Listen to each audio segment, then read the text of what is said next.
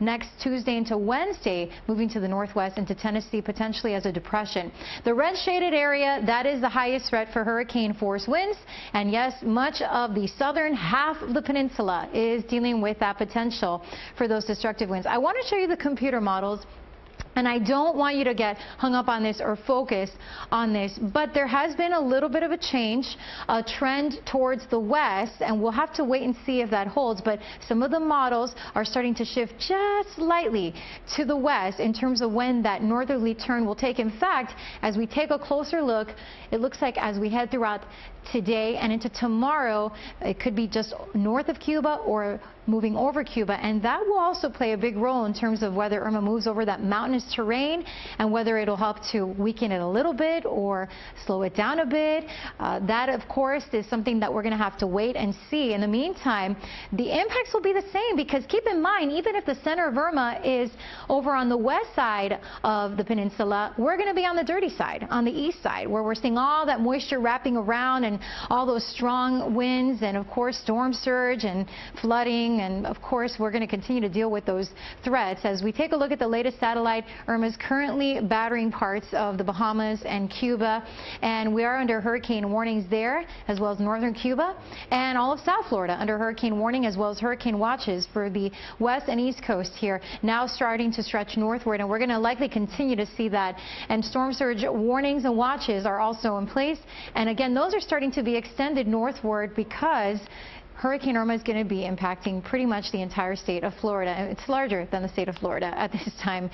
Really just an impressive satellite view there. Hurricane conditions are expected in the next 36 hours. The worst weather will be tonight, likely tomorrow night especially, into Sunday and Monday. A long duration event, unfortunately. I wish I had better news. So the threats: extreme winds, storm surge, flooding, heavy rain, the risk of tornadoes, and wind speeds for a tropical storm, 39 to 73 miles per hour. So that's what we're anticipating starting likely tonight into tomorrow, and then we're going to see the hurricane force winds, which right now it is a Cat 4, 130 to 156 miles per hour. However, there could be some stronger gusts. Now, in terms of the tropical storm force winds, we're seeing them arrive as soon as tonight. And for more on those local impacts, we have meteorologist Dave Warren. Yeah, there's tropical storm force winds arriving tonight, overnight tonight, so make sure everything is done. The message does not change. The timing remains the same, even though there could be a slight change in track here. You still need to prepare, and that is today, because by tomorrow morning, from tonight to tomorrow, those tropical storm force winds are moving to South Florida and then work their way up the coast there, all the way up the state, up towards Orlando, approaching Jacksonville. So the wind just continues to increase throughout the day to tomorrow. Here are the wind speeds. We talked about that. The tropical storm force over 40 miles an hour. Then you get over 74 miles an hour with hurricane force. So we'll see these winds continue to increase. I want to show you the latest edition here for the National Hurricane Center of products that they issue, and this is the storm surge, low, medium, high, and extreme. Even though low is 5 to 8 feet, that's still life-threatening. But this will continue to change. This is a computer forecast, and it takes into effect a lot of aspects here. We have the wind, the high tide, what the surface of the ocean is like. So that'll lead a lot to how much flooding and storm surge we see. But you can see the values begin to increase from Broward County south to 595, then into Miami-Dade. We're up a category to medium. Then it really starts to expand once you get into Biscayne Bay. This is south 41 over towards Coral Gables, and that area goes well inland, and you get to the extreme category, which is closer to 10 feet. That's why you want to be out of this area, because 10-foot storm surge, that's 10 feet above ground. And this could be impacting a large area, especially with that strong wind and the waves picking up there throughout the day, or throughout the night, Saturday and Sunday. This will happen before the storm actually gets here, just to the north of the center of the storm. But the largest storm surge expected southern Miami-Dades over towards Route 1, and then wrapping around the southern Florida Peninsula, and even an extreme storm surge up the Gulf Coast as well. Maybe seeing a little cycle happen here with the eye wall. So oftentimes you see the storm's intensity go down just a bit, And then as the eye wall replaces itself, it goes right back up. So that could be happening right now. That's why the wind's down to 150 miles an hour, but the wind field is actually expanded. Not all uncommon to see that. Finish preparations by tonight. Even though it's hot and humid, we've been dealing with this for the last few days. More of that again today. Stay cool, stay comfortable, and finish up that work. Tropical storm force winds develop Saturday. We have those rain squalls increasing, becoming more and more likely, and less time in between. The hurricane force winds develop. This storm is moving south to north. That'll be a problem because any type of relief that's trying to come in from the north will be fighting all that storm damage likely to the north. The surge near 10 feet and the hurricane force winds all day. Partly cloudy skies right now, almost up to 90 degrees. And we have some rain out there across the Keys, just a few spotty showers, maybe a thunderstorm. Things pretty quiet here. One lone shower there, southern Miami-Dade moving through the area. Computer forecast will show these bands coming in really throughout the day tomorrow. So a mix of sun and clouds and then waves of rain coming in, and that will just increase well ahead of the storm, which is forecast to still be to our south, and we're watching that track closely. That'll be key here over the next few days. And we have another update coming in from the National Hurricane Center at 11 o'clock. Back to you. All right, Dave, and you talked about storm surge, that really a big issue, wind and storm surge with this particular event that we are going to be focused on as we move forward over the next couple of days. In Miami-Dade County, there are storm surge zones, so please take this time to know your zone. If you don't know it already, hopefully you've already been informed. You've looked it up. There is a map that shows it. It's all color-coded. You can even put your address right into the search tracker on miami-dade.gov. And basically, there's storm surge A, B, C, D, and E. A and B right now, and parts of C are under a mandatory evacuation order. And don't confuse that with the flood maps, because I found out, and I was just surprised and blown away by this. I am not in a flood zone. However, I am in evacuation zone A, which is the first one that was asked to evacuate in Miami-Dade County. So don't confuse your flood maps with the storm surge evacuation map.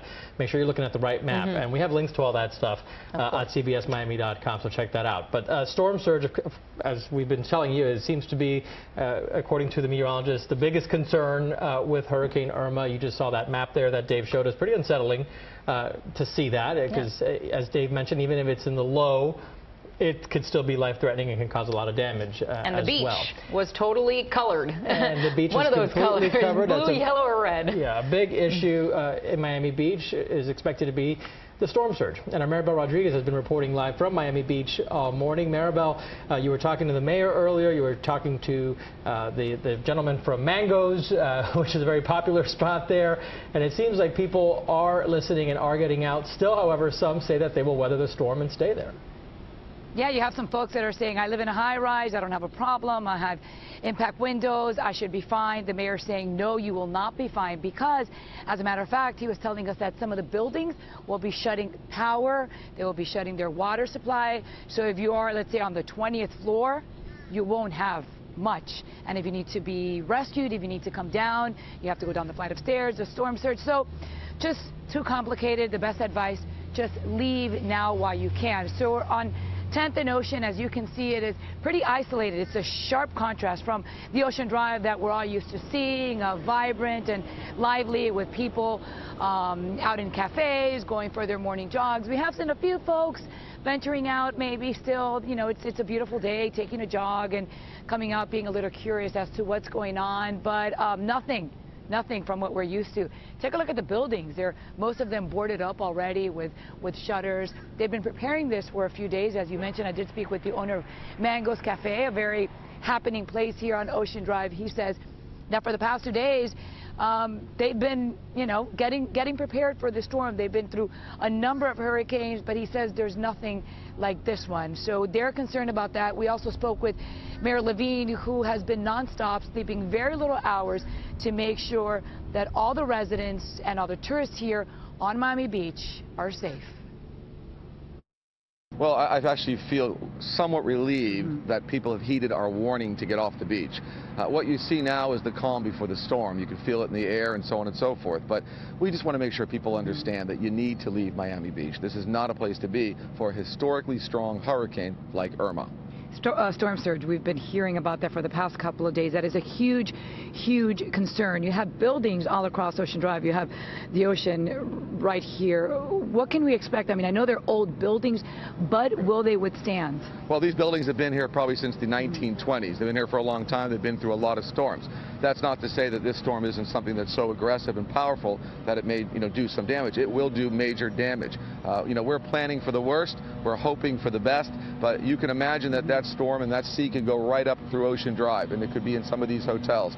We've seen it before through history, but we just need to make sure folks know this is no place to be. And we were mentioning earlier, fortunately, this is not high season for Miami Beach, so the tourists were able to get out. You still, and you're not going to have an idea of how many actual residents have evacuated, but if people are planning to stay here and, wait it out, what's your message to them? Well, number one, we started telling people to leave way before the mandatory order. I sent out a letter that went to all the visitors in our hotels and said, get out of Miami Beach. Never thought I would say that, but get out of Miami Beach. The message is, if you're still here, please take today to leave as soon as you can. Go to one of our shelters in Miami-Dade County. We have buses that will take you, trolleys that will take you to the bus stop. That's the most important thing. That's the message we're telling people right now. Absolutely. And for folks also that live on high-rise and they say, oh, I'm high above, I have impact windows, there's no way that I'm going to be impacted at any point. That's not the case at all. It's not the case. And unfortunately, or fortunately, what a lot of the building managers are doing right now is they're turning off the power, turning off the air conditioning, turning off the water to these buildings. And that's quite an incentive for someone who's there to leave and seek shelter in the mainland. But listen, even though the building codes have been upgraded since Hurricane Andrew, they're stronger, that's no reason to consider staying here. We don't know how these buildings will fare during this tremendous impact. And we keep mentioning it a number of times. We hear from officials, if you stay and you have an emergency, we're not going to put our emergency personnel in danger to come and help you when you were told to evacuate. You're exactly right. As this storm approaches, starts to hit, we're going to make sure that our first responders are not going to be out there putting their lives at jeopardy. We will be bunkered down, some of us at the hospital here in Miami Beach, and a lot of our first responders and team will be across the bridge, so they're able to come over after the storm. The hospital is not being evacuated. Patients will stay at the hospital? Exactly. The hospital is not being evacuated. It's a hurricane strong building, so I'll be there and with some of our team. And also generators. I know many generators have been installed. You brought in more than 24 generators. Will that help? Well, we brought in generators. We brought in portable pumps. We have pumps in our roads. We have risen. It's no match for a hurricane. Our system is designed for sea level rise and for, of course, moderate rain or a combination. Not only is it not designed for a hurricane, it's certainly not designed for a hurricane of this historical magnitude. All right. So, one last word for all the residents here. You still have a little bit of time to get out. Well, number one, to the residents that are here, get out. To the residents that have left, we shall persevere and we shall do what's necessary. And whatever happens to Miami Beach, I can promise you, we will make sure that Miami Beach maintains itself as the shining star of South Florida. And we can only hope that is the case. It is a gorgeous day out here on Miami Beach, as I mentioned earlier. A few people going out for walks and jogs, but I really can tell you right now it's gorgeous. But there's nothing to see, just but a bunch of buildings boarded up. So take your time. If you're maybe thinking about staying, it's not worth it. It really isn't.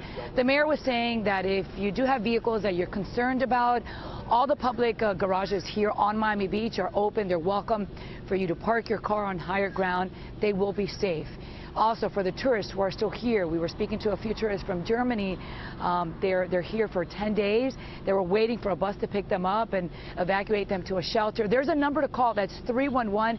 That's the county hotline. Any questions, any concerns that you may have, call that number, and they're more than willing to help. Miami Beach police officers also, they have been roaming the area here on Ocean Drive, throughout Miami Beach, telling people to evacuate and not stay. Eugenia, Lauren?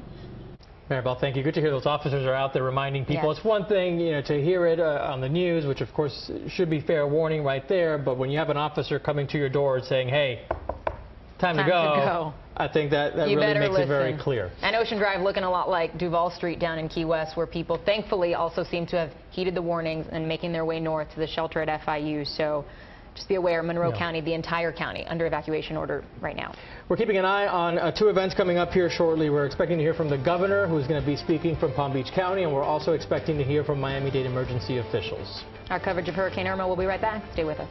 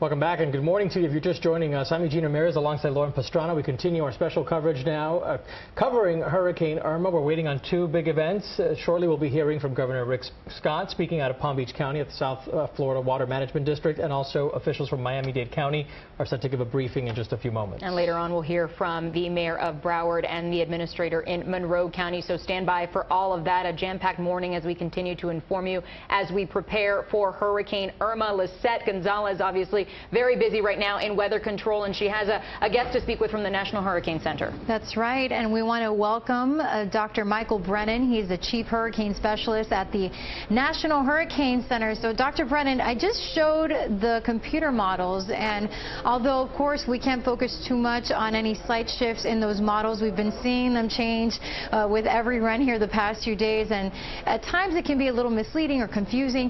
Can you explain a little bit to South Floridians, to our viewers, as to what this trend a little bit to the west could possibly mean in terms of the eventual track of Hurricane Irma?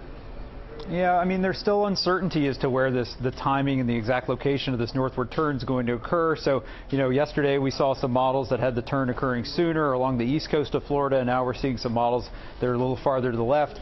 We expect those models to continue shifting around a little bit. You know, the total area in which they're shifting is beginning to decrease now, though, because we're getting closer in time. So the area in play now appears to be about the width of the Florida Peninsula itself. Regardless of where the center makes landfall, we're going to see a lot of hazards from Irma. Irma's a powerful storm. It's very large wind field. There's going to be a lot of rain, a lot of storm surge over a big area. So we really need everybody in South Florida who's under that hurricane warning to prepare as if they're going to get the core of that major hurricane and those winds, because we can't tell. Even within a few hours, it's difficult to tell exactly where landfall is going to occur, because these major hurricanes like to wobble around, even though we draw a nice smooth track, and you can have a wobble 10 or 15 miles one way or another. They can make a big difference in where the eye goes at that precise time of landfall. Those hazards are going to extend over a pretty big area. You could have hurricane force winds on both coasts if the storm comes up the middle of the peninsula. Yeah, we have been stressing to viewers how you want to avoid just focusing on the center of the forecast cone, because the tropical storm force and hurricane force winds extend well out from the center, and this is such a massive hurricane. We want to talk about the storm surge, and the highest threat seems to be across Miami-Dade County, but really up and down the coast of South Florida, and that's likely going to be extended for much of the state of Florida, really, right? Right, yeah, Irma's got a large circulation, so as on our current forecast track, if it's moving along sort of like this, out ahead of the center, there's going to be this large area of strong southeasterly winds that's going to blow water from the Atlantic up onto the coast here. So that's why we have that storm surge warning in place for the Broward County coastline, the Miami-Dade County coastline, and in particular, these areas along the Miami River and Biscayne Bay are very, very sensitive to storm surge. You can see how far inland the storm surge warning goes. That means we can see that storm surge flooding move quite a ways inland, as opposed to right along the Broward County coast, where it's sort of more confined to the immediate coastline. We're also very concerned about the Florida Keys. Part of the Keys could see the storm surge flooding from the southeasterly winds ahead of the circulation center, and then as the hurricane goes by, the northwesterly winds can create storm surge on the Gulf side of the Keys. So there could be two separate rounds of surge in the Keys, and again, all those areas are under a storm surge warning, which means there's expected to see life-threatening inundation from storm surge in the next 36 hours. It is forecast to be a long duration event, so in addition to the storm surge, can you talk more about what folks can expect with these very dangerous and destructive hurricane force winds that we are likely going to be seeing from Irma? Yeah, Irma's only going to be moving about 7 or 8 miles per hour. So what we're expecting is to see the tropical storm force winds first start along the Keys during the day on Saturday, and then by Saturday evening through the rest of South Florida. And then Irma's only going to move very slowly. So near the core of Irma and along the coast, you could see a period of 9 or 10 hours perhaps of sustained hurricane force winds. It can cause a lot of damage. We're going to see tropical storm conditions for probably more than 24 hours. So it's going to be the conditions are going to start to deteriorate very quickly as we go through the day Saturday. You're going to want to have your plans and your evacuation done by the end of Friday, and be where you're going to be to ride out the storm by tonight or early tomorrow morning. Thank you so much for your insight and, of course, all the information that you've been providing us to help keep us informed and prepared. Dr. Michael Brennan of the National Hurricane Center. We appreciate your hard work, and all the meteorologists at NHC as well. All right, let's get right to the latest 8 a.m. advisory. Of course, the next big advisory is at 11 a.m. And if we see any changes to the forecast cone, which we're not anticipating any drastic shifts, but there could be a slight change here or there, that would be at 11 a.m. But in the meantime, we did see as of 8 a.m. that the winds decreased, but only slightly, 150 miles per hour. But that could be due to an eye wall replacement cycle that Irma may be undergoing at this time. And we like Dr. Michael Brennan just mentioned, we tend to see these small fluctuations, whether in the direction or even in the intensity. But right now, it's still a very dangerous category 4 hurricane. And right now, located 80 miles northeast of Cabo Lucrecia, Cuba, moving west-northwest at 16 miles per hour, forecast to continue in that general direction and head towards or near Cuba as we head into late tonight, into tomorrow, early in the morning, and then expected to take that turn. To the north, Cat 4 hurricane, the center of the track showing that it could be making landfall somewhere along the Upper Keys or southern Miami-Dade County, although now some of the models are showing it could be making landfall a little bit further west. But regardless, that's irrelevant because of the fact that this is such a huge hurricane and everyone will be experiencing the direct impacts of Irma, whether it wobbles a little bit to the west or whether we see it, say, a little bit more off to our east. And it's going to continue to ride up the spine of the state northward as a Category 4, impacting all of South Florida, Central Florida as we get into Monday morning, Category 2, so still a pretty strong hurricane there. And then even as we get into later on Monday into the Panhandle, the Big Bend, and parts of Georgia, the Carolinas, Alabama also facing the threat from Irma as a tropical storm potentially by Tuesday morning, and by Wednesday could be a depression moving over Tennessee. By that point, the cone widens up, and of course that's way out in terms of forecasting right now. There's some uncertainty, but it's likely that much of the southeast will be dealing with this major and potentially devastating catastrophic hurricane. Now, the highest threat for hurricane force winds, that red shaded area, that's pretty much half of the state of Florida at this time, and it'll likely be creeping northward.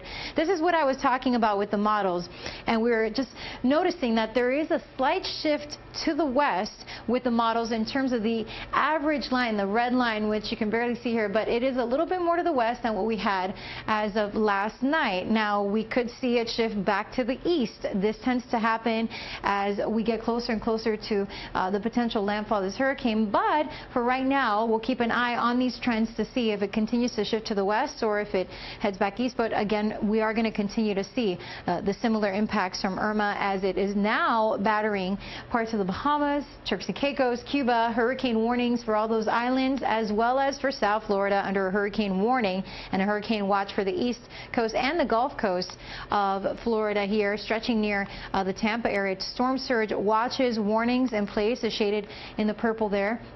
And hurricane warnings mean that hurricane conditions are expected within the next 36 hours. And the worst weather anticipated starting tonight, we'll start to feel the winds really increase, but especially tomorrow and Sunday and likely Monday. Threats include extreme winds, life-threatening storm surge, flooding, heavy rain, and the risk of tornadoes, especially in that northeast quadrant of the hurricane, especially as it makes landfall. So we'll take a look at the tropical storm force winds, and this is what you can anticipate starting possibly as soon as tonight. 39 to 73 mile per hour winds, but with the Cat 4 hurricane force winds, 130 to 156 mile per hour winds. And so tonight is when we'll start to see the arrival of those tropical storm force winds, the gusty squalls through tomorrow, and then likely hurricane force winds tomorrow. And then look at these wave heights. It really is incredible. More than 20-foot high waves here right around the Bahamas and the Turks and Caicos, and we're going to start to see those increasing wave heights and all that water pushed up along the coast, that storm surge that we've been mentioning, and the reason for all those evacuation orders. So right now, low chance of dealing with storm surge here across coastal Broward County, 5 to 8 feet, as shaded in the blue. And then as we look a little further south for Fort Lauderdale, Port Everglades, Dania Beach, a low potential of storm surge, anywhere from 5 to 8 feet. But then we start to see the increased chance for storm surge as we head into parts of Miami-Dade County, especially around Miami Beach, downtown Miami, Brickell, Key Biscayne. We're talking the potential for anywhere from 7 to to 10-foot storm surge, as well as down through southern Miami-Dade County. That is where we're seeing the extreme storm surge will be possible, especially around Palmetto Bay and Richmond Heights, West Perrine, Cutler Bay, Princeton. 7 to 10-foot storm surge possible there, and then a high chance of that taking place across the Keys, which of course very vulnerable low-lying areas there. Rainfall potential as we head throughout the weekend, because this hurricane is going to move slow, as Dr. Brennan just mentioned. We are going to see some heavy rain, and anywhere from 8 to 12 inches when all is said and done through Monday. Up to 20 inches of rain will be possible for some areas here along the coast of South Florida. So here's what you can expect today. Finish all your preparations by tonight. It's going to be hot and humid. Some spotty storms could roll in. Just make sure you stay hydrated, as it's going to feel like the hundreds at times. So just take the necessary precautions. There are gusty showers developing overnight tonight and into tomorrow for your Saturday. Tropical storm force winds will be developing. We'll see those squalls increasing, and then hurricane force winds develop later in the day and into Sunday. Landfall will be likely early. Of course, there's still some uncertainty as to exactly where that core of the worst weather will be making a direct landfall, but we'll see Irma moving from south to north across the state of Florida. Life-threatening storm surge near 10 feet, hurricane force winds likely all day long on Sunday. So as you make those final preparations, make sure you have your hurricane supply kit. Top off your gas. Make sure you know where your batteries, the flashlights, the radio, easy access so you know where you need to go if the power goes down, and it's looking like the power will be going out. And make sure you have your shutters up if you haven't done so already. Board up those windows, secure the boats, bring in the patio furniture and anything that is out there loose in your backyard and your front yard. Trash bins, you can put them in a shed, inside your garage. Just keep anything that could become a dangerous projectile from remaining outside during the storm, because we're going to see some powerful winds blowing through. And all your final preparations should be completed by tonight. You should be seeking final shelter and hunkering down by early tomorrow morning. And another reminder to make sure you have that plan as to what is the most secure area in your home. Is it the bathroom? Is it the closet? If, for example, we have a tornado threatening your neighborhood, or you have to deal with the core of the worst weather associated with Irma, you're going to want to know where you're going to go with your family and where you're just going to kind of hunker down, listen to the radio, and pay attention to whatever we're letting you know so you can stay safe. Right now, it's a nice start, the calm before the storm, I guess you can say. Just a couple of showers across Homestead.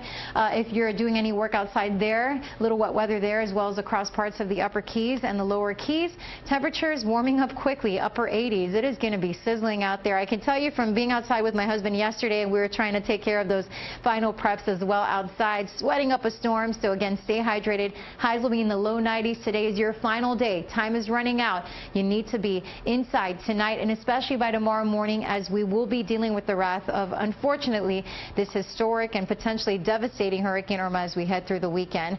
Right now, I want to send it over to you, Eugene and Lauren. Lisette, if there is any silver lining to the weather story this week, is that the weather has been good this past week, that there's no excuse you had time to get everything done outside of your home. Put up the shutters, do your shopping, which, by the way, remember, at 9 p.m. tonight is when most public supermarkets will be closing. You want to check times for all your shops, because they do vary before you head out for those last-minute preps. Make sure you give yourself enough time to do that. Lisette was just talking about the storm surge, and that's really what we keep hearing will most likely be the biggest impact of Irma, and it's in part, or mostly, the reason why all these evacuations have been ordered across South Florida and Miami-Dade County. That's zones A, B, and parts of Zone C. Because of that, they're going to be opening additional shelters. 8 of them were open last night. Today, we're expecting to hear that 13 more will open. And from emergency managers later this morning, we expect to hear exactly where those are. Yeah, and right now, Gary Nelson is standing by at the Emergency Operations Center in Dade County. He will, of course, brief us with what he knows, and we will turn over to the mayor of Miami-Dade County whenever he arrives there ready to speak. Gary, what's the latest from the EOC? Well, the latest continues to be prepare, prepare, prepare. If you have not made your evacuation plans yet, make them and carry them out now. If you go to a public shelter, and that is the choice of last resort, but if you do go to a public shelter, remember that you should not come empty-handed. When you go to that shelter, you're going to find a storm-proof and storm surge proof room. and that is it. You need to bring your own bedding with you. You need to bring a 3-day supply of food. You need to bring a 3-day supply of water with you to the shelter for every person and pet if you're going to the pet shelter that's currently opened over at the Youth Fairgrounds in West Miami-Dade County. So don't expect to arrive at the shelter and find food and water and cots and all that. It's not there. It won't be until after the storm has passed and the Red Cross, which is operating all these shelters, by the way, in cooperation with the county, is able to bring supplies in, to truck supplies in, and then you'll have a cot to sleep on, you'll have water to drink, you'll have food to eat until you are able to return to your home. The assumption being that folks aren't going to be able to return to their homes immediately after this storm passes. So far, 12 shelters open in Miami-Dade County. It's expected that another dozen or so are going to be open today, and we're going to get an announcement on that before too much longer. Let's talk about electricity for a moment. Remember Hurricane Andrew? Many of you were not born 25 years ago for Hurricane Andrew, or were not here, don't recall.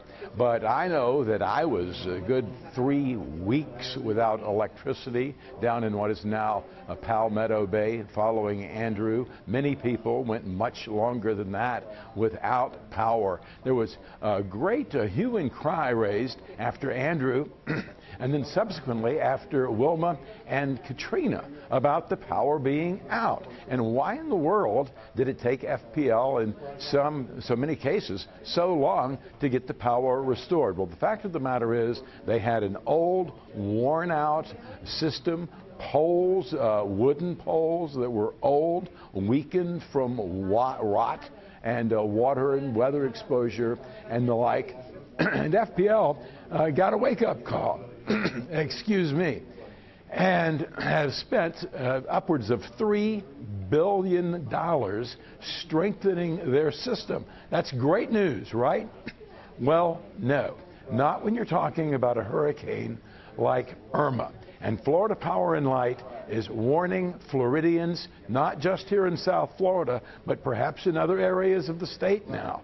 Be prepared, not just for the lights to go off, but perhaps for the lights to go off for a long time. I had a conversation with the President and Chief Executive Officer of Florida Power and Light here at Miami-Dade's Emergency Operations Center, and here is how he bluntly assessed what this storm may bring. Let's listen. The storm has the potential to be as devastating or more so than Andrew. And at these kind of winds, even the equipment that we have installed, the $3 billion we've invested, is subject to actually having to be replaced, not just repaired. 185-plus-mile-an-hour winds can break concrete poles. People need to be prepared that there could be prolonged outages, particularly if we're replacing and rebuilding rather than just repairing. Now, did you hear what the man had to say? Rebuilding, not just repairing. So we're talking about the possibility of a storm that can just destroy facilities, devastate facilities that will have to be not patched back together, but rebuilt.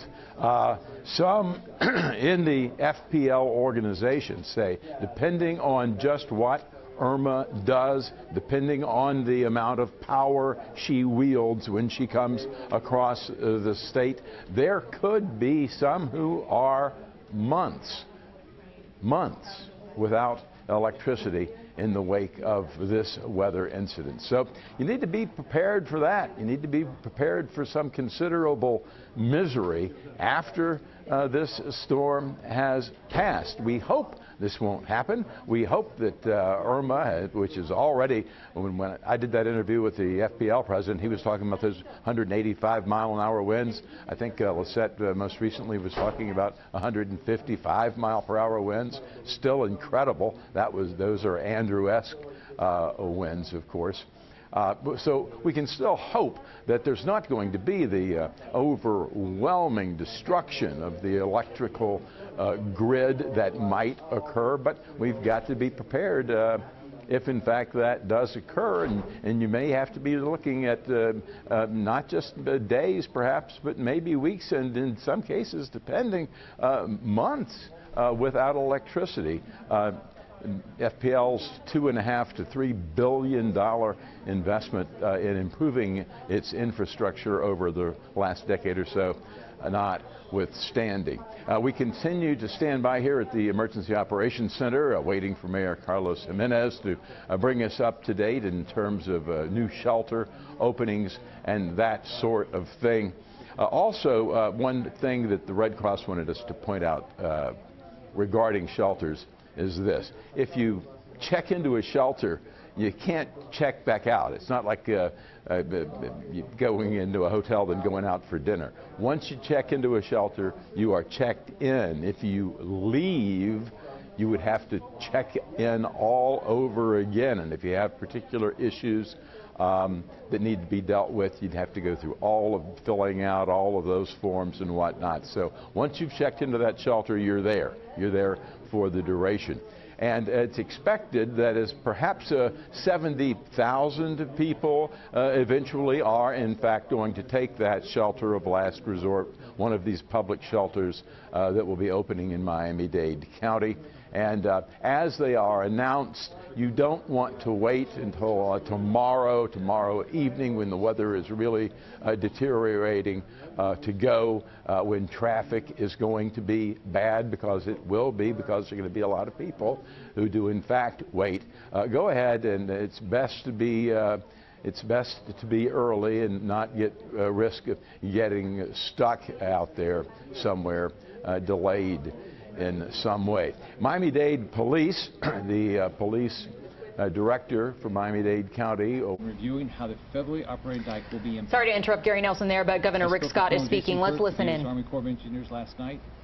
The Corps believes there will be additional impacts from excessive wind pushing some water over the dike. While they have assured me that the structural integrity of the dike will not be compromised last night to keep Floridians safe, I ordered evacuations in the cities surrounding the southern half of Lake Okeechobee from Lakeport to Canal Point in Henry, Palm Beach, and Glades counties. This decision was made due to our sole focus on life safety as Hurricane Irma approaches Florida. You can find more information on these evacuations at floridadisaster.org/info. Right now, the National Hurricane Center is reporting that Hurricane Irma remains a dangerous and life-threatening Category 4 storm with winds of 155 miles per hour. A storm surge warning is in effect for Jupiter Inlet southward around the Florida Peninsula to Bonita Beach and the Florida Keys. A storm surge watch is in effect for north of Jupiter Inlet to Sebastian Inlet, north of Bonita Beach to Venice. The storm surge is forecast to be 3 to 10 feet. Think about that, 3 to 10 feet in many areas, which is life-threatening. A hurricane warning is in effect for Jupiter Inlet southward around the Florida Peninsula to Bonita Beach, the Florida Keys, Lake Okeechobee, and Florida Bay. A hurricane watch is in effect for north of Jupiter Inlet to Sebastian Inlet, north of Bonita Beach to Anna Maria Island. Rainfall is forecast to be 8 to 12 inches, with isolated areas receiving up to 20 inches of rain. Based on what we now know, the majority of Florida will have major hurricane impacts with deadly storm surge and life-threatening winds. And we can expect this along the entire East Coast and the entire West Coast. The Florida Keys should be prepared to start feeling the effects of this storm tomorrow morning. Evacuations. I've offered school buses to aid in evacuations statewide. Multiple counties have accepted these buses, and I encourage any counties with a need for buses to evacuate residents request buses right now. We will quickly run out of good weather to evacuate. If you're told to evacuate, leave, get out quickly. The roads will fill up quickly, so you need to go. I'm a dad and I'm a grandfather. I love my family. I can't imagine life without them. Do not put yourself or your family's life at risk. If you have been ordered to evacuate and are still home, please go. Today is the day to do the right thing for your family and get inland to safety. Today is the day to do the right thing for your family and get inland for safety. This storm is wider than our entire state and is expected to cause major and life-threatening impacts from coast to coast. Remember, Hurricane Andrew is one of the worst storms in the history of Florida. Irma is more devastating on its current path. Irma has already caused multiple fatalities in the Caribbean. This storm is powerful and deadly.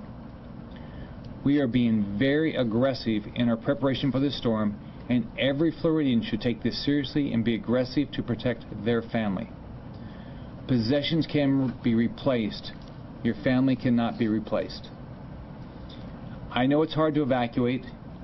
I know it's going to be uncomfortable.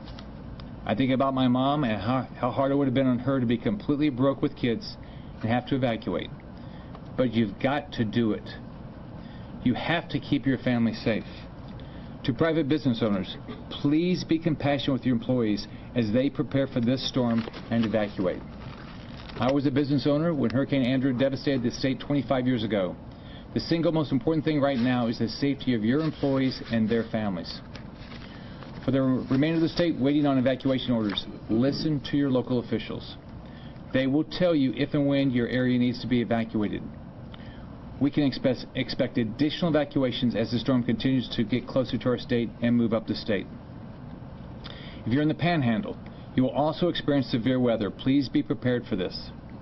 I cannot stress this enough. Do not ignore evacuation orders. Remember, we can rebuild your home. We can't rebuild your life.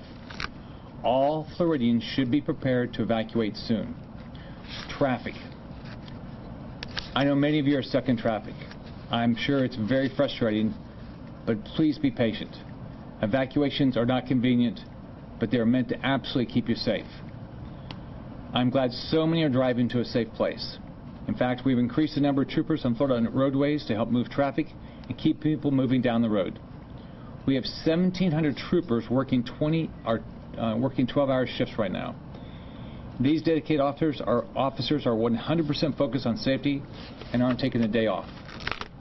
Also, all administrative duties have been suspended, which means all sworn FHP troopers are on Florida's roads helping families evacuate and bringing supplies into areas of need. We've also increased the number of road rangers who are patrolling Florida's roadways 24/7 to assist motorists. Around the state, we have 13 traffic management centers where hundreds of DOT workers are monitoring traffic cameras 24/7 to ensure traffic flows continue and evacuations proceed without interruption.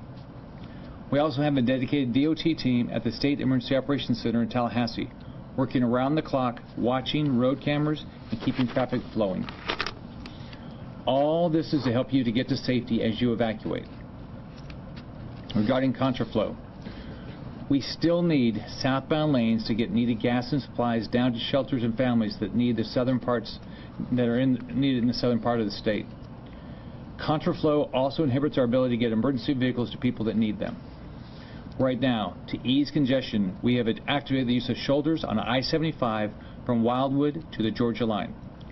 Please drive safely and listen to law enforcement. They're working to keep you and your family safe. Real-time traffic information and evacuation routes are available at fl511.com. We're seeing bottlenecks at major highway junctions, which brings up an important point.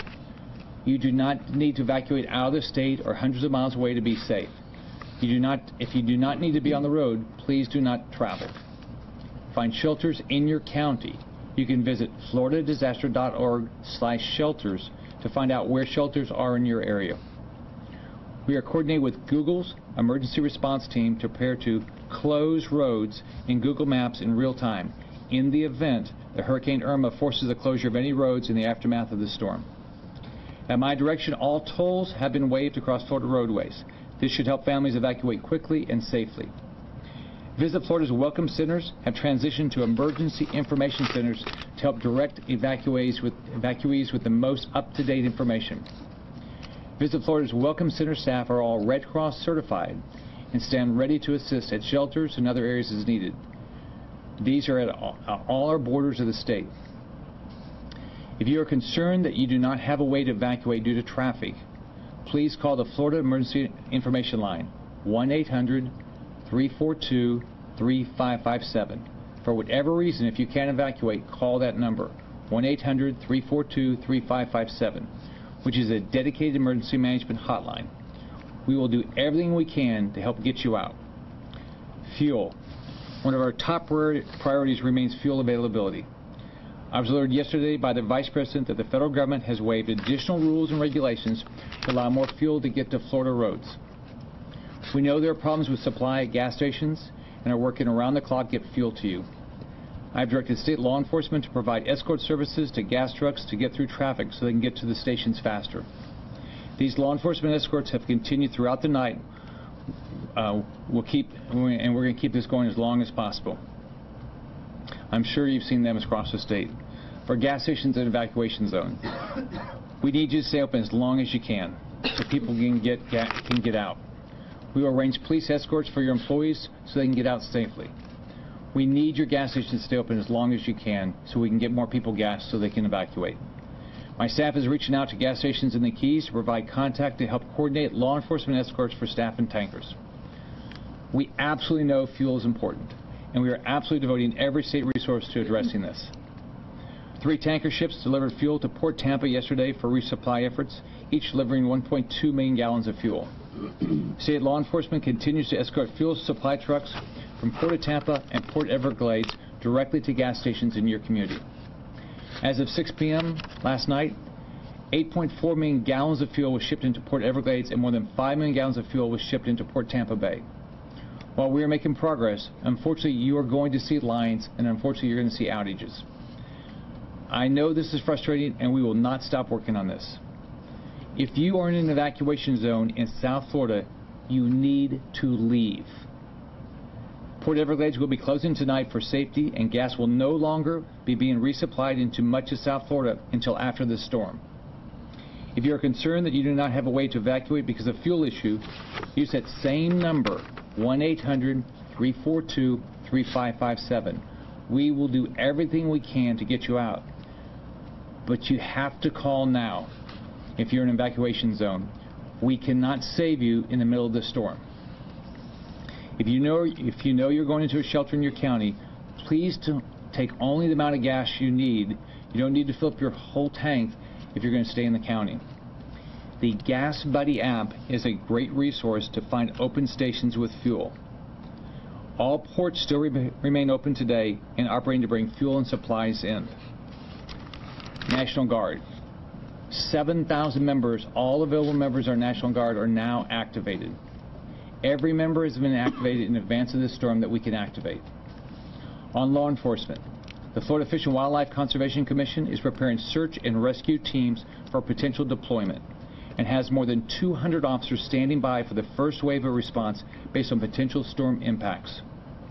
My staff and I have been reaching out to law enforcement across the state to make sure they have the resources to keep people safe. Utility providers. They are actively pre-positioning resources throughout the state and in neighboring states. We know from previous storms how incredibly important it is to get power restored as quickly as we can. Florida Power and Light has activated its emergency response plan and has thousands of workers preparing to respond to Irma. They are one of the largest providers in the state. They are also working with out-of-state utilities and electrical contracting companies to secure additional resources. They have opened more than 20 staging sites throughout the state where restoration crews, trucks, and equipment are stationed.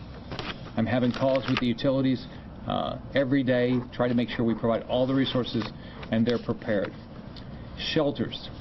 Last night I directed the closure of all public schools, state colleges, state universities, and state offices for their normal activities effective today through Monday to ensure we have every space available for sheltering and staging. Right now, Floridians must have access to every possible safe place to shelter. Over 17,000 people have signed up to volunteer, exceeding our goal. That is great, but we can always use more volunteers. I want to thank everyone who has opened their heart to help those in Irma's path. We cannot thank you enough, but we can always use more. Floridians can go to volunteerflorida.org to sign up for volunteer opportunities. There's absolutely no reason for anyone not to evacuate if you're ordered to do so. Shelters are available, and you should follow the direction of local officials to go to the shelter that fits your needs. You can visit floridadisaster.org/shelters to find a shelter in your county or neighboring counties. If you need a hotel, go to expedia.com/Florida. Expedia is working on hotel occupancy in real time. Airbnb has activated its disaster response program. If you're an evacuee in need of a place to stay or an Airbnb host looking to open your home to an evacuee, go to airbnb.com/disaster. The Florida Restaurant Lodging Association has encouraged all hotels to waive pet policies, offer shelter, and be compassionate with cancellations. We are running out of time. The storm is almost here. If you are in an evacuation zone, you need to go now. This is a catastrophic storm that our state has never seen. We cannot rebuild your home. We can rebuild your home. We cannot rebuild your life. Protecting life is our absolute top priority. Our #1 priority is protecting everyone's life. Everyone's life is important. No resource or expense will be spared to protect families. Floridians are strong. We're resilient. In times like this, we band together and help each other. We will keep working around the clock, doing everything we can to help you prepare. And after the storm passes, we'll be here to lift each other up and recover. We will make it through this together. Florida is an amazing melting pot of loving people, and I'm proud of this incredible state. Este huracán es muy peligroso. Su vida es lo más importante. Cada familia debe de tener. That was Governor Rick Scott speaking now from the South Florida Water Management District. His message, as he's been saying over the last few days, we can rebuild your home, but we cannot rebuild your life. So again, encouraging people to continue to prepare, continue to evacuate if you are in one of those evacuation zones. Some good news for evacuees as you do hit the road. If you do intend to do so today, he says that there are additional Florida Highway Patrol troopers on the roads, 1,700 troopers working 12-hour shifts to ensure the safety of all the people on those roadways. So that is available to everyone as they hit the road, but of course do anticipate lots of traffic and even long lines for gas. Yeah, he also mentioned that these troopers, the ones that have administrative duties, have been put on road duty as well to make sure that everybody's out there on the roads. Let's go back to the governor. He's taking some questions now. We are working with all of our, from the state level and at the county level, to make sure we have as close to you where you're going to evacuate a shelter, and if we need to, we'll get buses. We'll do everything we can to get you moved if there's not a shelter really close to you as they fill up. But we're going to have enough shelters. That's one of the reasons I shut down all the schools. We'll use those for shelters, but we always can use more volunteers too. But I know everybody's focused on the shelters. What is it you're asking volunteers to do specifically? What kind of things? Well, in the beginning, it's going to be the shelters. It's help out the shelters. But then after it hits, there'll be a lot of food and supply distribution. There'll be a lot of other things to do. There's going to be a lot of debris cleanup and things like that. But in the beginning, we got to shelter people. If you're in an evacuation zone, you need to evacuate, and you need to go someplace else, go to a hotel, friends, or get to a shelter. We will have shelters for you.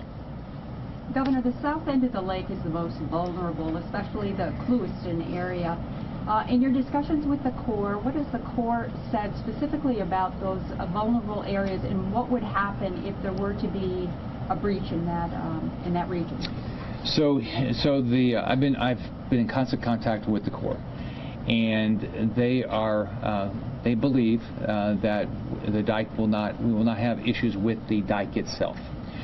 Where what's happened is as the wind has picked up, now that's going to hit Category 4, we can see some water coming over the top as it'll slosh over the top, which will impact the areas that we evacuated. So that's why I made the decision yesterday to evacuate those areas, just absolutely to make sure. But right now, we believe that there will be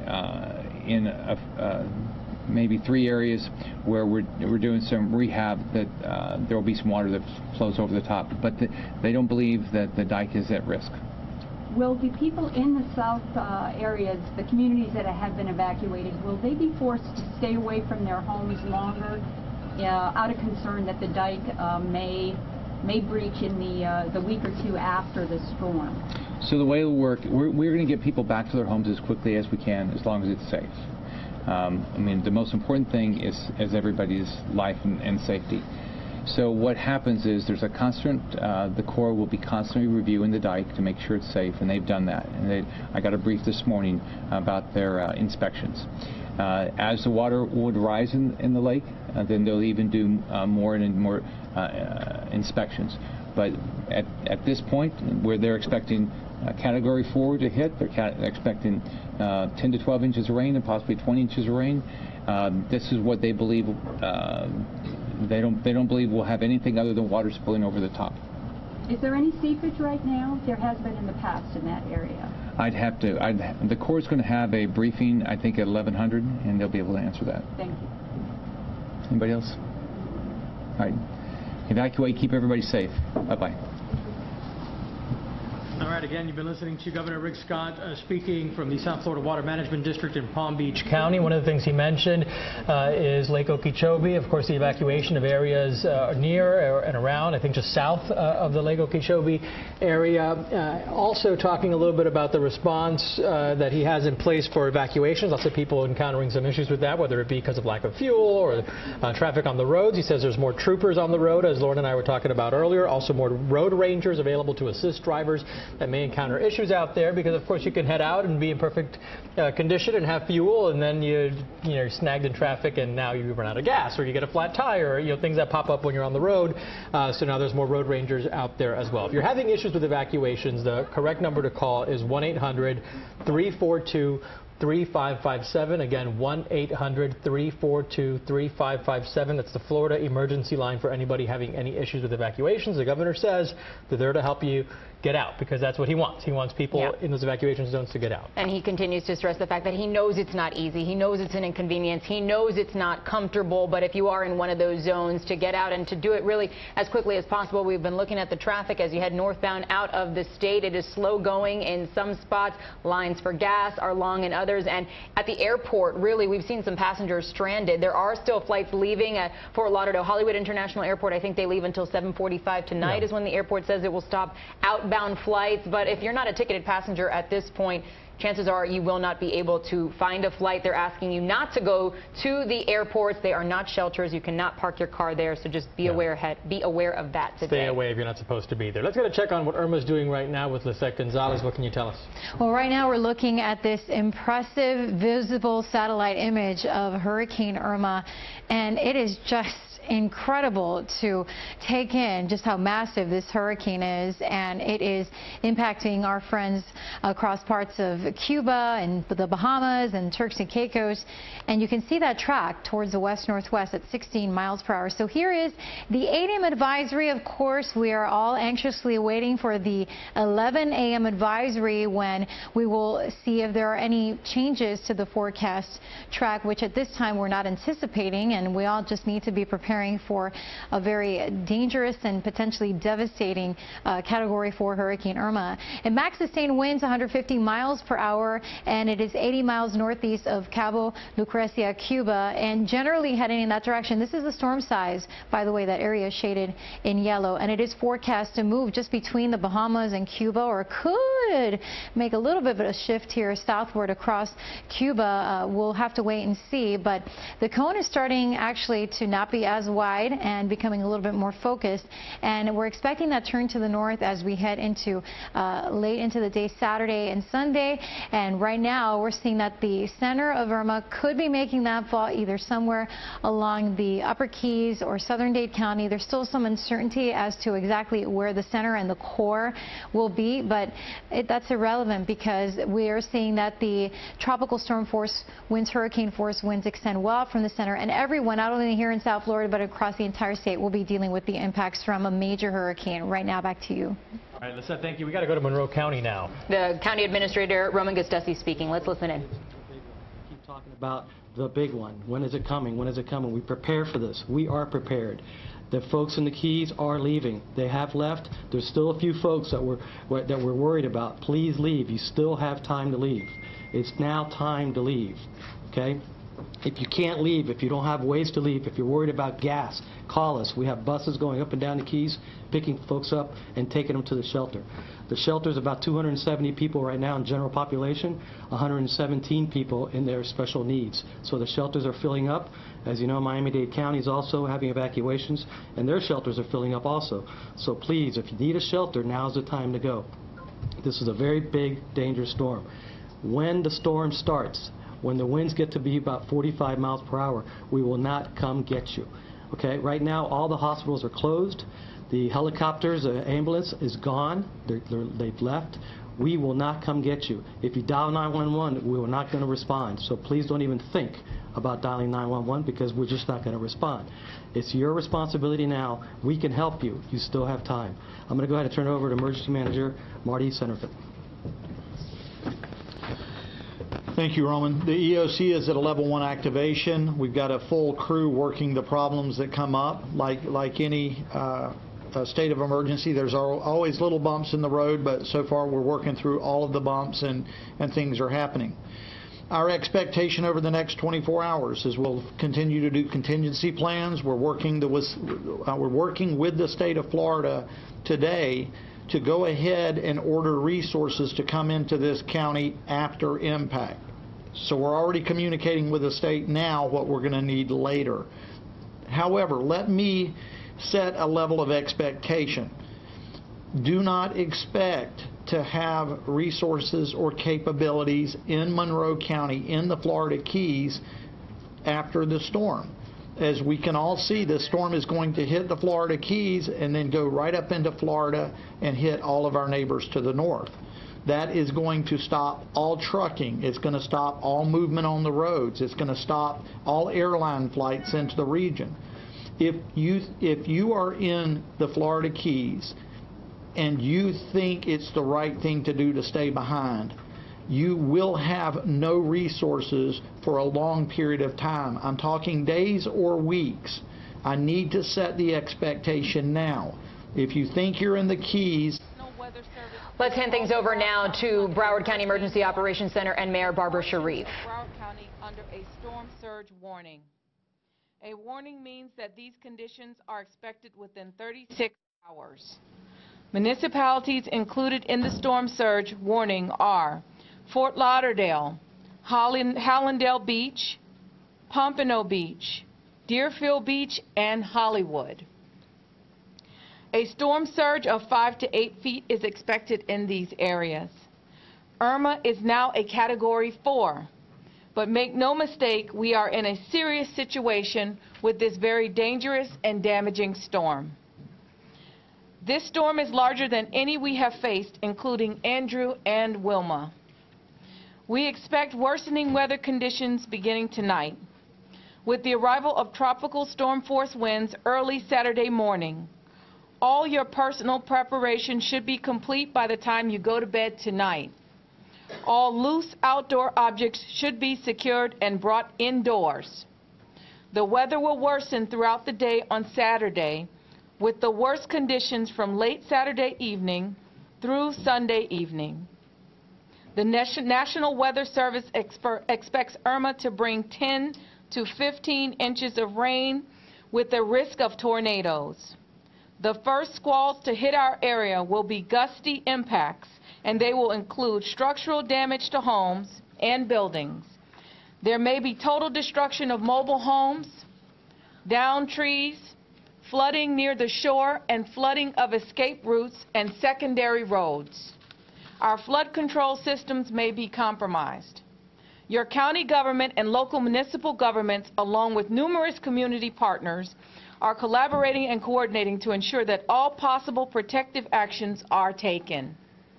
Many resources have been pre-positioned for a swift recovery response once the storm has passed.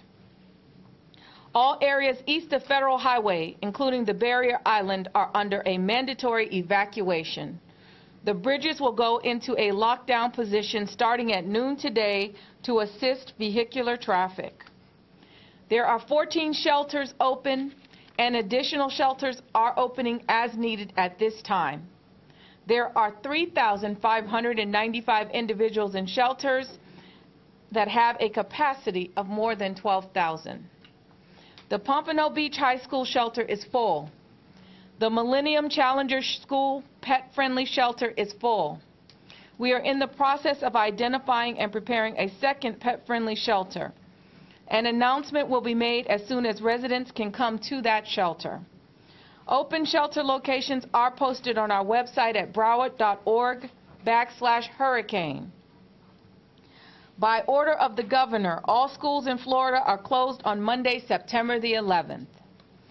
This storm will result in an extended recovery effort. If you have not already done so, please go to our website and print off the 4 home damage assessment photos or download the damage assessment app so that you can report your damage in the immediate aftermath of the storm.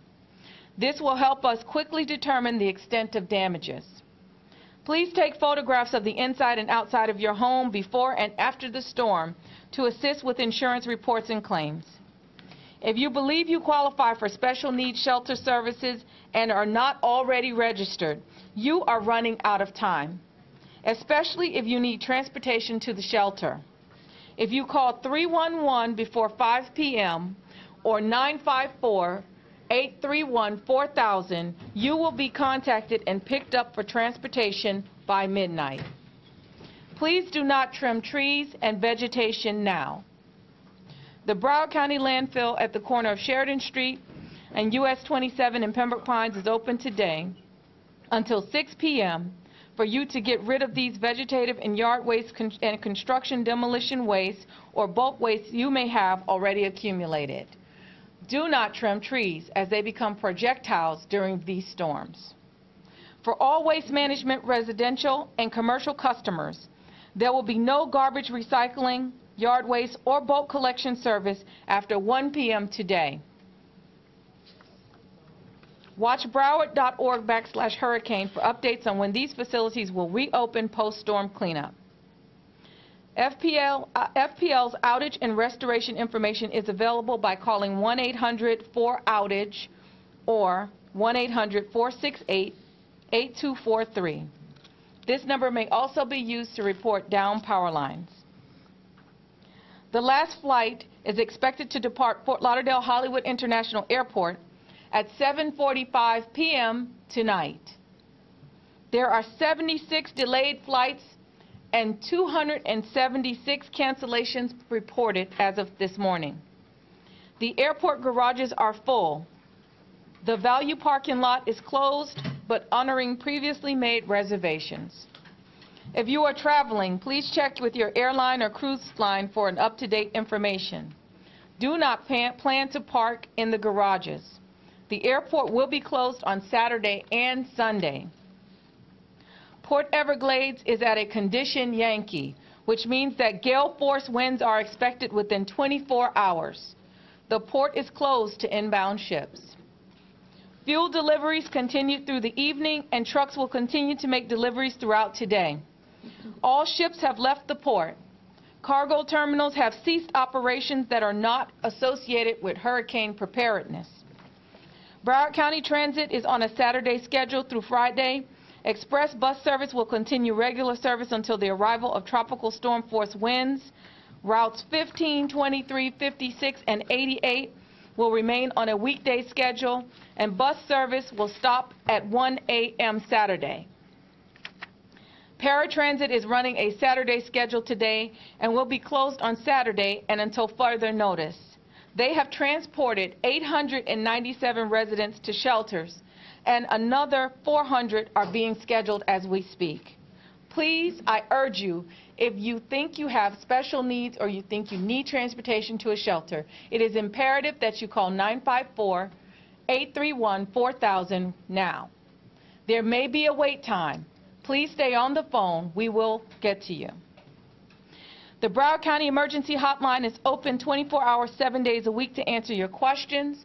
In Broward, you can call 311 or 954-831-4000. We've assisted nearly 7,000 residents as of yesterday. If you want to join us at Twitter, you can go to Twitter at Ready Broward, or subscribe to Broward County's new emergency alert notification system called Alert Broward. You can Facebook with us at Facebook at Broward EMD. You can sign up for all of these so that you can keep in touch with us throughout the storm. At this time, I am joined by my county commissioner colleagues and as well as Juliet Rulak from FP&L, our Broward County Sheriff Scott Israel, and our Congresswoman Debbie Wasserman Schultz. At this time, I'm going to ask FPL to give you an update because power has been one of the issues that we've been asked about. Good morning. Thank you, Mayor. As you've just heard, and we are all aware, we are under a hurricane warning. We implore you to take this very seriously, and the time is now to take action and last-minute preparations.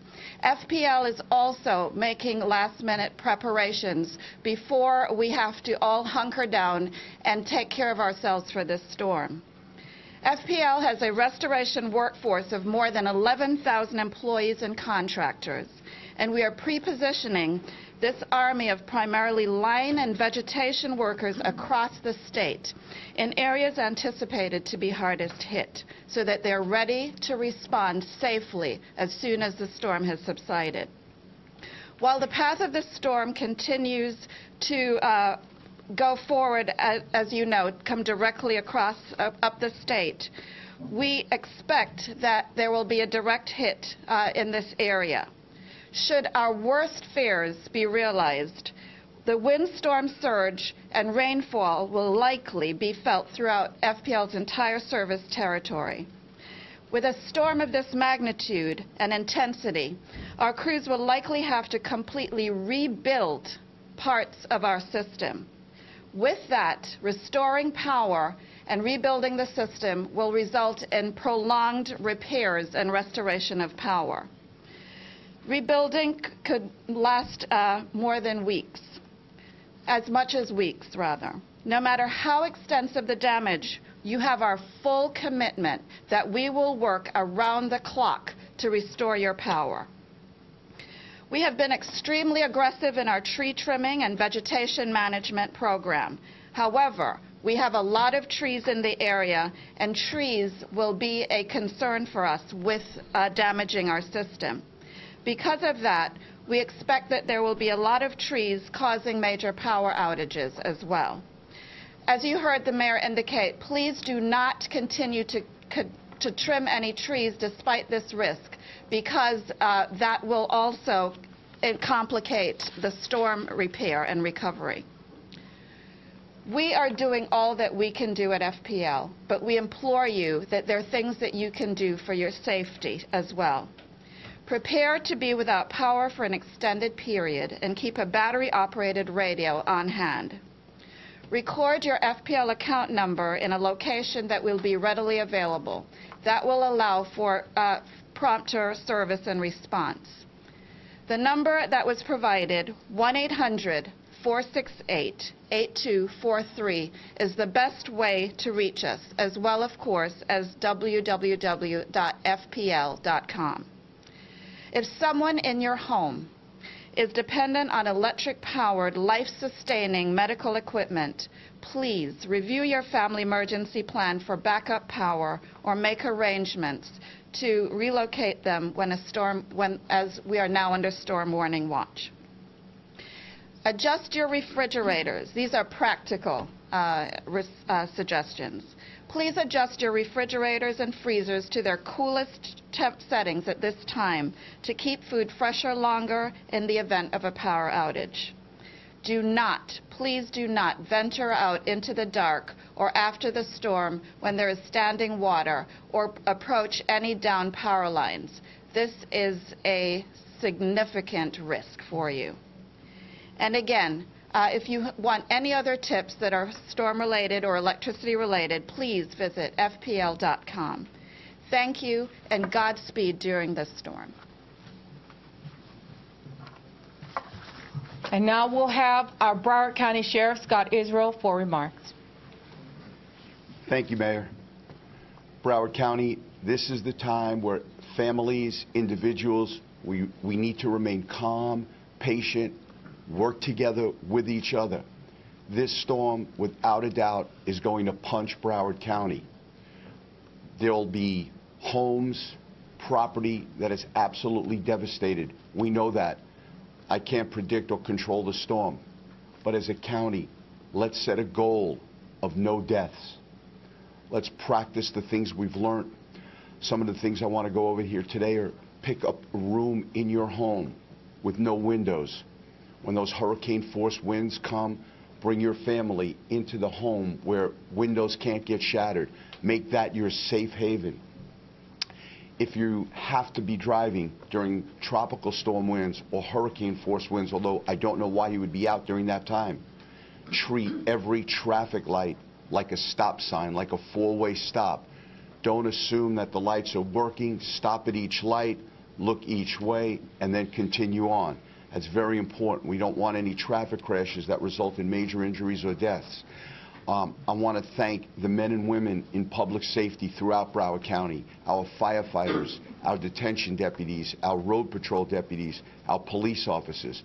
Thank you for everything you've done these past few weeks, everything you do today, and everything you do tomorrow to bring safety back to Broward County.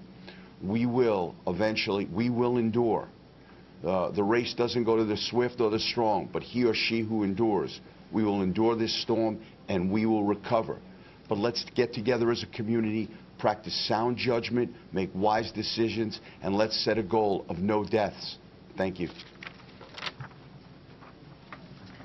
Thank you. At this time, I'd like to invite our Congresswoman for a few remarks.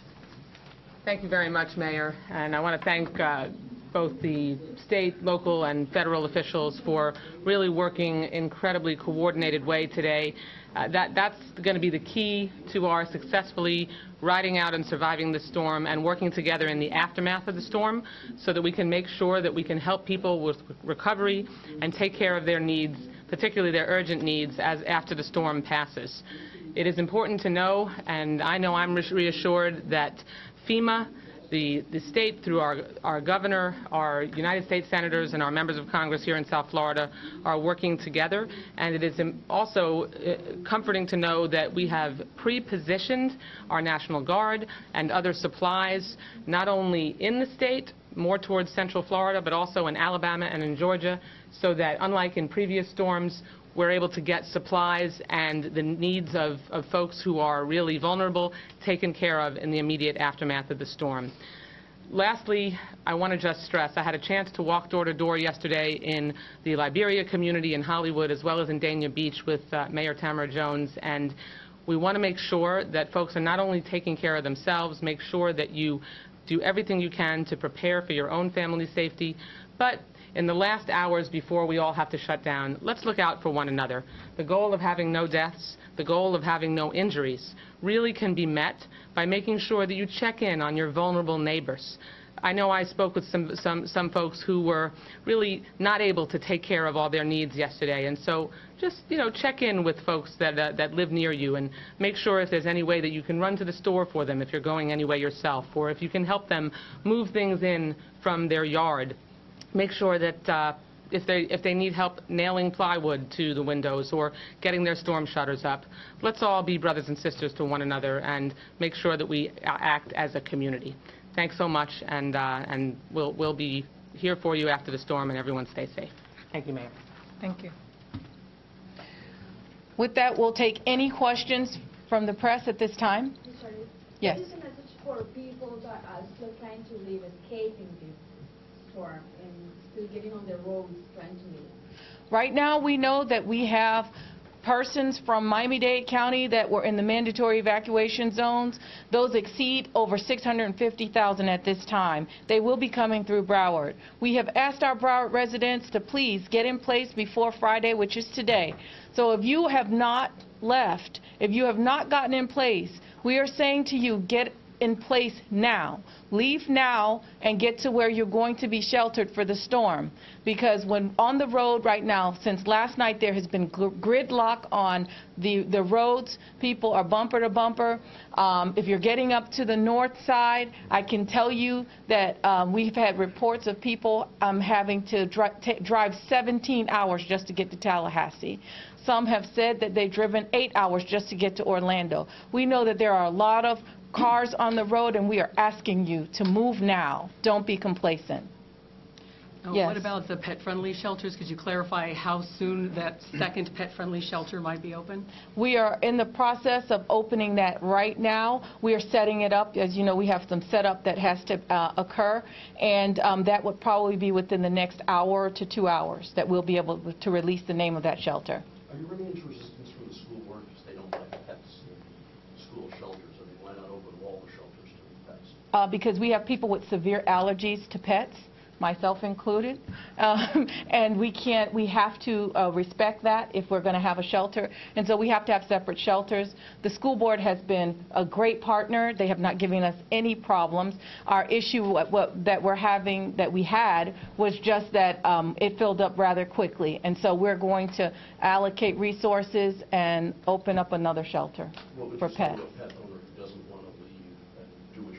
You were just listening there to Broward County Mayor Barbara Sharif. At the very beginning, she mentioned Fort Lauderdale, Hallandale Beach, Pompano Beach, Deerfield Beach, and Hollywood, all in that storm surge warning zone. All of those people being told to evacuate. Some of the shelters in Broward County already at capacity, including the pet-friendly shelter. The county working right now to open some more shelters for all the people. Remember, though, if you do go to a shelter, you do need to be self-sufficient. Bring your own food, your own bedding, and a gallon of water per person per day. Yeah, and if you're planning on flying out of Broward County, keep in mind now, we just learned here the parking garage is full. Hundreds of flights are canceled, so you want to double check and make arrangements to the airport. Do not take your car there. There will be nowhere for you to leave it there. We want to check in now with our Gary Nelson, who's at the Miami-Dade County Emergency Operations Center with some new information there. We need to be ready. Absolutely, some new information. Listen up. Listen up. This is hard, very important new information for Miami-Dade County residents who need to go to a public shelter for this storm. 4 shelters now are full and are accepting no new evacuees. They are Felix Varela Senior High on Southwest 96th Street, Terra Environmental on Southwest 84th Street, the pet-friendly shelter at the Youth Fairgrounds on Southwest 24th Street, 10901 Coral Way, and South Miami Senior High School on Southwest 53rd Street. Again, all of those shelters are full. Do not take your time, use your energy trying to go to any of those 4 shelters. They are full. You will be turned away. I'm going to repeat those shelters for you. Listen up now.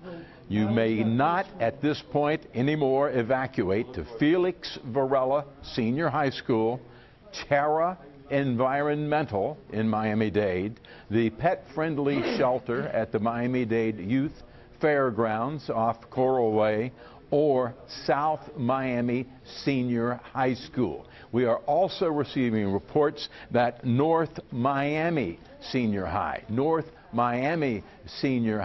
has reached capacity, and people are being turned away there. That has not been officially confirmed by the county, but we have received anecdotal reports that North Miami Senior High is also at its capacity and not accepting any more evacuees. Okay, you've got that now. Those 4 shelters that we know are full are turning people away now. I've repeated them twice. They'll be on our website, if not already, momentarily for you. They are now opening 3 new shelters. Now, each of these shelters has the capacity to hold about 2,000 people. Here are the 3 new shelters in Miami-Dade County that have been opened in just the last little while. As of 10 o'clock this morning, we have just been told by Miami-Dade County. Hialeah Gardens Senior High School. Hialeah Gardens Senior High School, 11700 Hialeah Gardens Boulevard. That's Hialeah Gardens Senior High. That is open now and presumably empty, ready to accept evacuees. Barbara Goldman Senior High School. Barbara Goldman Senior High at 14100 Northwest 89th Avenue. 14100 Northwest 89th Avenue. I am reading these names and addresses to you. I don't know if we have graphics up for them as yet, so I want to make sure you get it. Hialeah Middle School. Brand new shelter opened as of 10 a.m. this morning, and we were just informed of that about 15 or 20 minutes ago. Hialeah Middle School at 6027 East 7th Avenue in Hialeah. 6027 East 7th Avenue in Hialeah. I'm going to go through those new shelters one more time. Hialeah Gardens Senior High School, open. Empty at this point, presumably accepting evacuees up to about 2,000 each of these shelters. Barbara Goldman Senior High School, open, just opened, receiving new evacuees. And Hialeah Middle School. Those 3 new shelters now have been opened in Miami-Dade County. We're going back, and I'm going to tell you once again, if you're just joining us, there are 4 shelters in Miami-Dade that have reached capacity and are not accepting any more evacuees. They are Felix Varela Senior High, Terra Environmental, the pet-friendly shelter on Southwest Coral Way at the Dade County Youth Fairgrounds, and South Miami Senior. All 4 of those shelters full, turning people away. We are hearing that North Miami Senior High also, we have not confirmed this, but that North Miami Senior High School is full and not accepting new evacuees. Now, the 3 new shelters that have been opened, I'm going to go through it again for you because we can't repeat this enough for those of you in Miami-Dade who have been urged to evacuate and to get to these shelters and get to them early. 3 new shelters that have been opened: Hialeah Gardens Senior High School, Barbara Goldman Senior High School in Northwest Miami-Dade has just opened within the hour, and Hialeah Middle School has just opened within the hour. I understand we have some graphic of some sort up. I'm not sure what. Now, of the other shelters that have been opened, let me run through those. We talked about Miami, North Miami Senior. We believe it is full. We have not confirmed that. But also North Miami Beach Senior High School is a shelter that is open and presumably still accepting evacuees.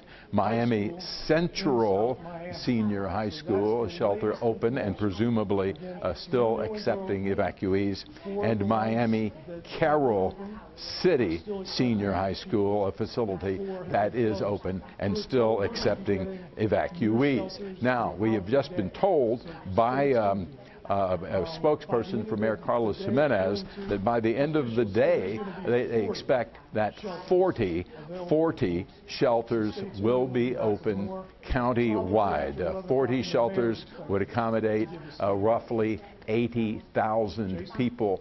The one pet-friendly shelter is full. You can't go there with or without your pet. They hope to open one more pet-friendly shelter in Miami-Dade. Eugene, Lauren, if you guys are on the desk and I lose track sometimes, is there anything that comes to your mind that you might want to know after hearing what we have just reported relative to? Gary, it's now Vanessa and Elliot. Eugene and Lauren are going to be taking a little break, well deserved this morning. Now, we do want to reiterate, all those shelters are open, but of course, we want to make sure everybody knows if you are heading to the shelter, the only thing that's going to be provided for you are those 4 walls and a safe place to be during this hurricane. You have to bring your food, you have to bring your water. You also need to bring your bedding, so pillows and comforters so that you stay warm tonight as well. Very difficult to get here. This is a good time. Yes, absolutely. And, you know, at this point, because this is information that has been, we were able to confirm just within the hour after attempting to prevail repeatedly on folks here at the Emergency Operations Center. This is new and important information. I'm going to run through it again. The 4 Miami-Dade shelters that had been opened and have now reached capacity and are accepting no more evacuees. They are, and I hope that I'm giving them to you in the correct order, Terra Environmental, Terra Environmental, it's full, accepting no new evacuees. South Miami Senior High School, South Miami Senior High School, full, accepting no new evacuees. The pet-friendly shelter at the Miami-Dade Youth Fairgrounds on Southwest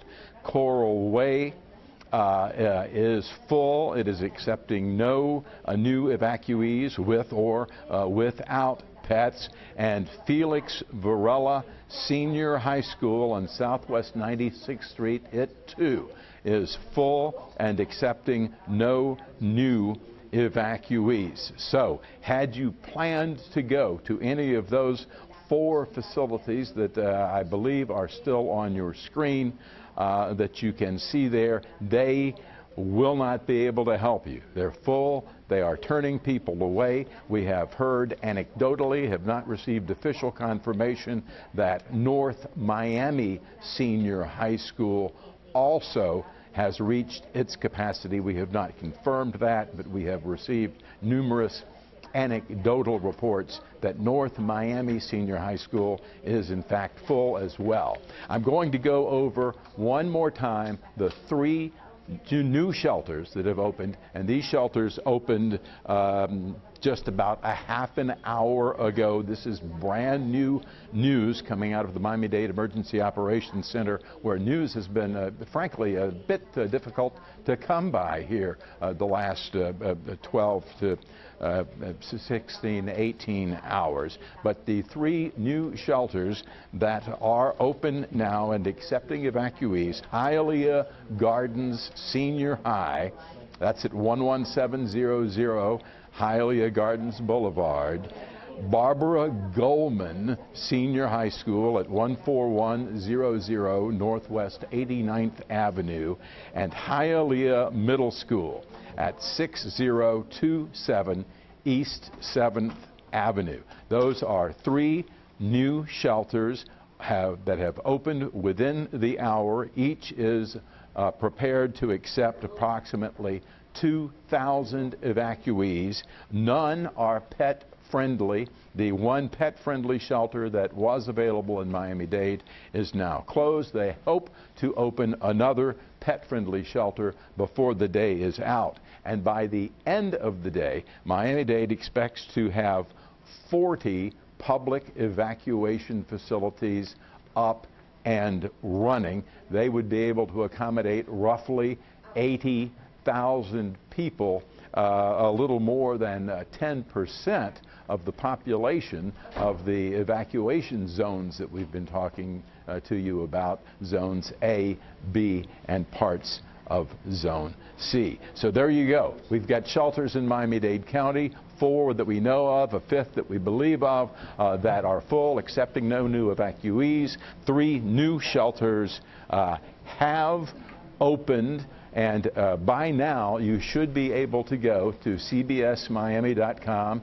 cbsmiami.com, and get the names of all available shelters, the shelters that are full and accepting no more evacuees. And as we learn of new shelters that are opened in Miami-Dade, we will of course bring that to you both on the web at cbsmiami.com and here on the air, most probably on the air the moment I have it in my hand first, and it would soon be on the web thereafter. But that is the latest in terms of the evacuation situation here in Miami-Dade County.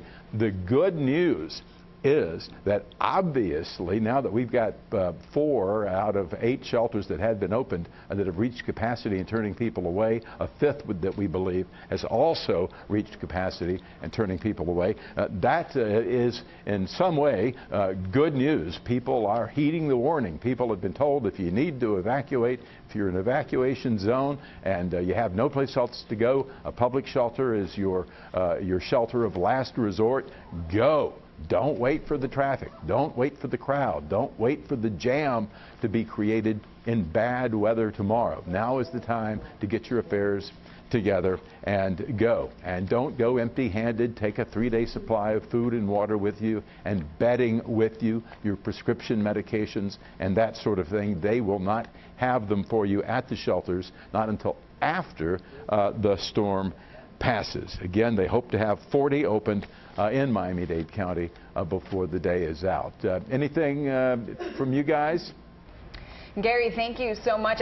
You pretty much hit the nail on the head talking about the pet shelters. We wanted to know more about that, all the different shelters that are now at capacity. People definitely need to know that because you don't want them out in the weather out in South Florida more than they have to be. So a lot of people getting those last-minute preparations and then heading to those shelters. So giving them that information of the ones that are full and the new ones that are opening up, and that 40 will be open by the end of the night. That's what they need to know. So Gary Nelson live for us at the Dade EOC. Thank you, Gary. Gary, thanks. We'll be standing by for more from Gary on those 40 shelters, on the new shelters that will be opening up, because you're seeing that they're filling up, and so we have to give that information to you. But we're also standing by for an important advisory on the hurricane, which comes, I believe, at 11 o'clock. Lisette, am I mistaken with that, or is that? Yes, that's the next big advisory that we're waiting for, is the 11 a.m. advisory, and I did hear a little ding, and that is a notification of some update from our weather office. However, it could be regarding Hurricane Jose, which, by the way, is a Category 4 out there behind Irma in the Atlantic. But, of course, our focus is on Hurricane Irma, which is currently battering parts of Cuba and also Turks and Caicos and the Bahamas at this time. Here's the visible satellite of this destructive and dangerous Category 4 Hurricane Irma. So, yes, we have not received the 11 a.m. advisory yet, because the great thing about our graphics is that we would automatically see the update in terms of the information and the data and the forecast track, but not yet. We will bring it to you as soon as we receive it from the National Hurricane Center.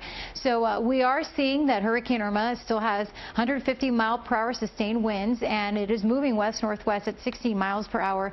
Forecast to move here either near or just over the northern coast of Cuba, likely early overnight. You can see around Saturday 2 a.m. and then it likely will continue or just remain north of Cuba as we head throughout the afternoon on Saturday, and taking that turn to the north, of course.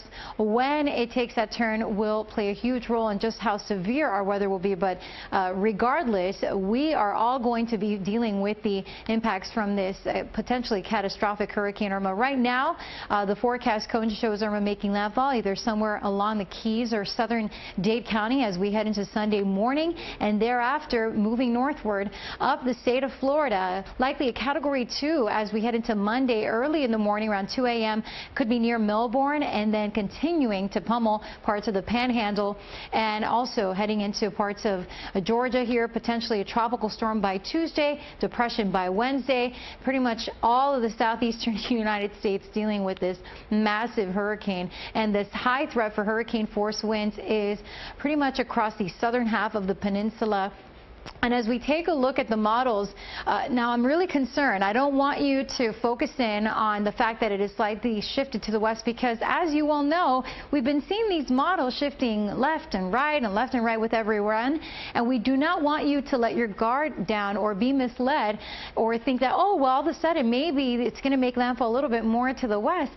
That is irrelevant. This is such a huge hurricane that regardless of whether it's just a little bit further to the west or to the east, we will feel the same impacts. I want to repeat that. We will feel the same impacts and dangerous winds and life-threatening storm surge. So we all need to continue to prepare, and time is running out. It is your final day to prepare. So I just want to show you this because we're monitoring all the weather data that comes into our hands, and you know, I want to share with you. This is something that we're noticing, and we'll continue to keep track of this. But in the meantime, the forecast remains the same. We need to prepare for a major Hurricane Irma that is headed our way here as we head into the weekend. So right now, most of the models in agreement that it'll move northward here, pretty much either just over our state, or it could be just a little to the east or to the west.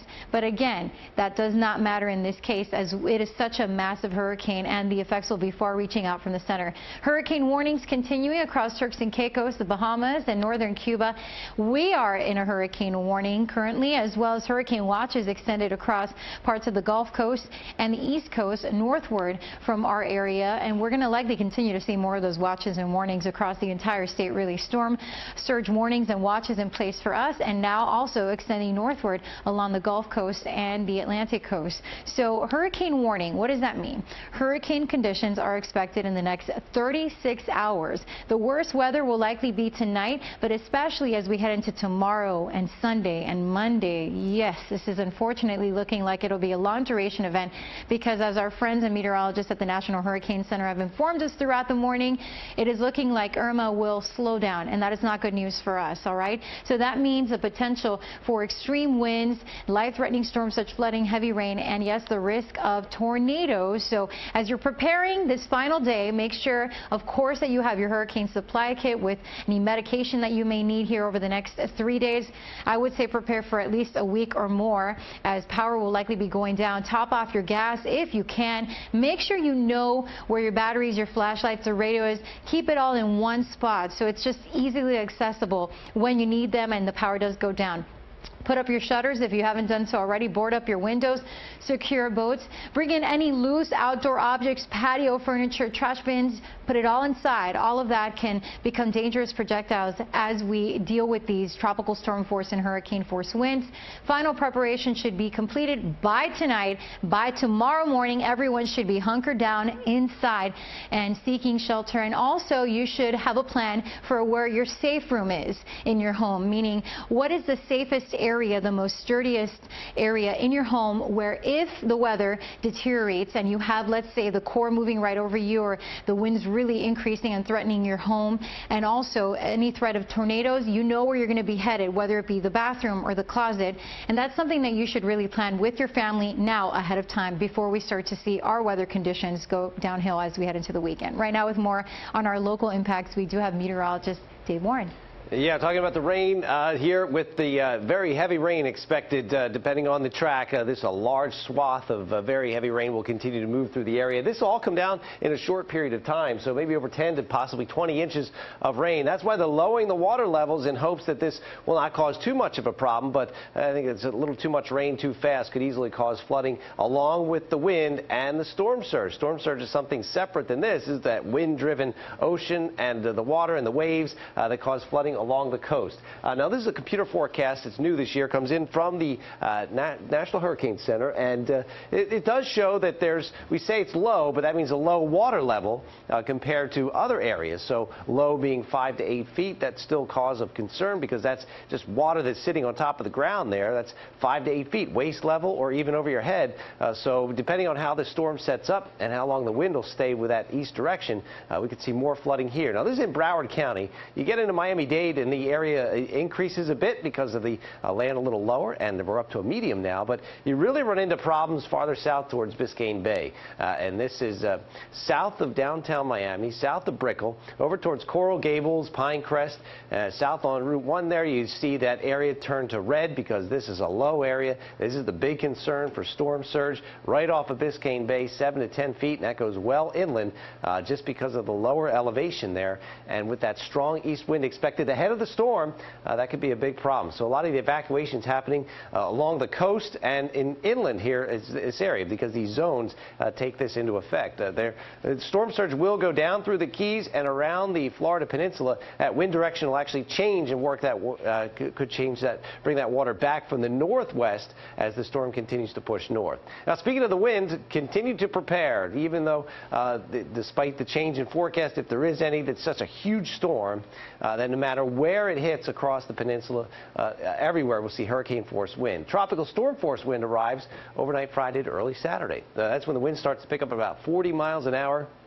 Continues to move north throughout Saturday afternoon and evening, and the wind speeds, here they are, from 40 miles an hour to 74 for hurricane strength, and it just goes up from there, each category. So a very strong wind expected, and finish all your preparations by tonight. Hot and humid. I know it's hot.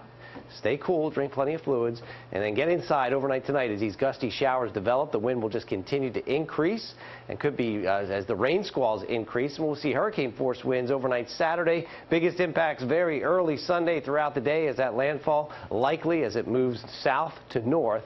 There's the storm surge and the hurricane force wind with gusts in some areas close to 30 miles an hour.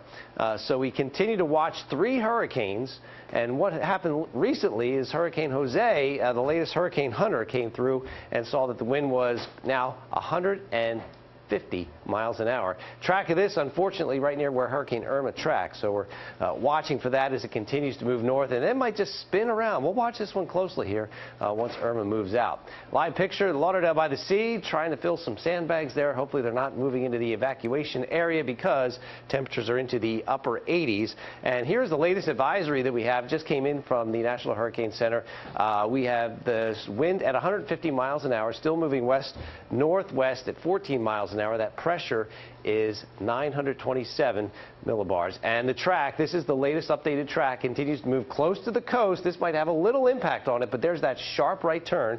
We'll watch for this Saturday night and early Sunday. Now the cone is focusing in on an area, and it still includes much of South Florida despite a little shift to the west. This is the updated forecast. It does include Miami down through Key West.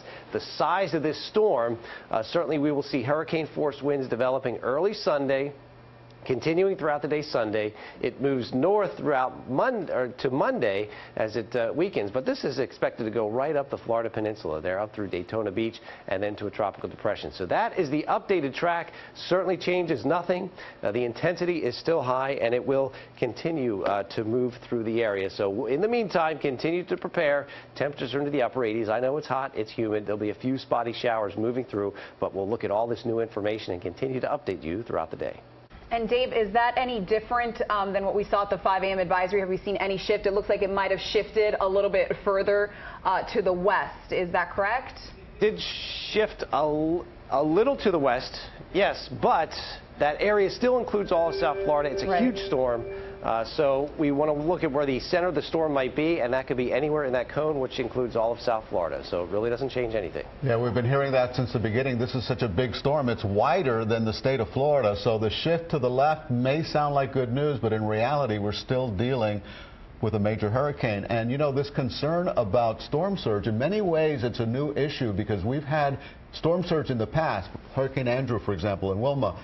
There was storm surge, but it was limited, isolated storm surge. This is massive, like we've never seen before. So that makes the point that it's so important for people to follow the evacuation orders. And to the point so massive that we've had to evacuate those locations of A, B, and parts of C. If you haven't seen that evacuation, it's those red and yellow and orange areas that have decided to evacuate because of the storm surge. So if you're just joining us, it is now Elliot Rodriguez and myself, Vanessa Borge, here on the desk. We just saw Eugene and Lauren. They are finally going to be taking a break this morning. We have a fleet of reporters and, of course, our meteorologists as well, trying to get you all the information on Hurricane Irma. We just saw that advisory, the 11 a.m. advisory that we've been anxiously waiting for all morning long. We're seeing a slight shift to the west, but again, that really doesn't change anything for us here in South Florida. We still need to be diligent, and today really is the last day. We've been saying it all week.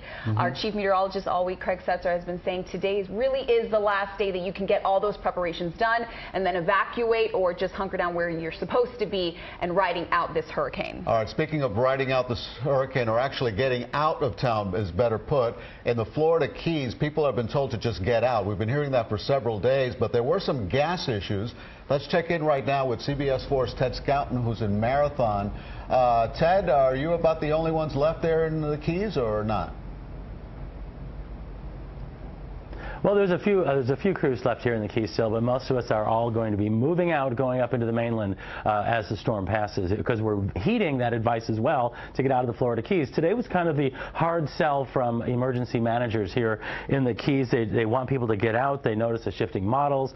They don't want anyone to get complacent, certainly not now with these models, you know, shifting as they are. They want people to get out. That's their simple message, just to get out. And they are telling people that if you stay here, if you choose to stay here, you're going to be alone. You're going to be completely on your own. Hospitals here are all closed. There's 3 hospitals in the Keys. All 3 of them are closed. If you call 911, no one's going to answer during the storm. No one's going to be able to help you. You're on your own. They pointed that out, and even saying that they went to let people know kind of the gravity of their decision to stay if that's what they decide to do. The city manager for Marathon said, "You alone are making a potentially life-threatening decision for you and your family, and you alone bear that responsibility." So that's putting it really into very interesting terms, letting someone know that if you make that decision for your family, it's on you if something happens to your family or if someone needs help and simply can't get it because first responders cannot make it out during the storm. The concern here is going to be that storm surge.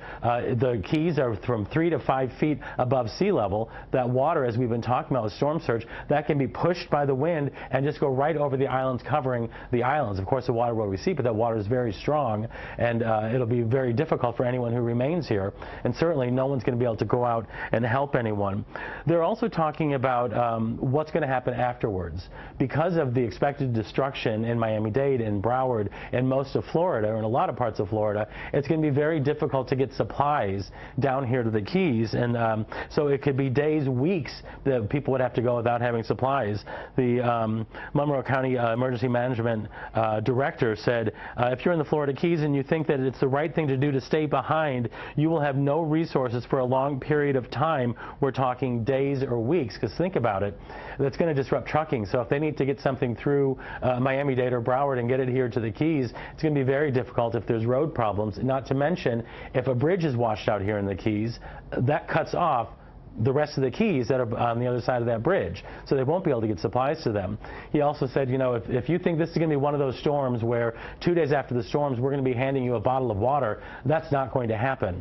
So they were very, very blunt with people, letting them know that you have got to get out of the Keys. They've been saying that message for days now. They are pleased with the response of people who have left. They figure about 40,000 people have already left. So again, the key here, get out of the Keys. Live in Marathon, Ted Scouten, CBS 4 News. Ted, before you go, I was going to ask Ted Scouten, what's the gas situation there in the Keys?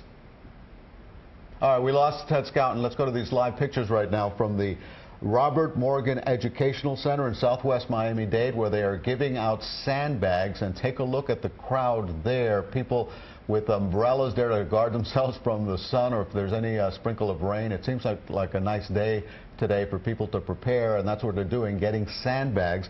Again, this is at the Robert Morgan Educational Center in southwest Miami-Dade. And we saw Dave Warren a little while ago. He actually showed us some live pictures of the beach, and there's people going to the beach, just doing it, you know, do it yourself, the sandbags. They're grabbing bags and just stuffing it with sand at Hallandale Beach, I believe, and using that to protect their homes. So you're seeing that extremely long line. Everybody, again, this is the last day to start getting those preparations, and we're starting to feel that anxiety in the air. That's why there's so many people out there. It looks like they're setting up. They have their umbrellas because it's a sunny day, as you mentioned, Elliot.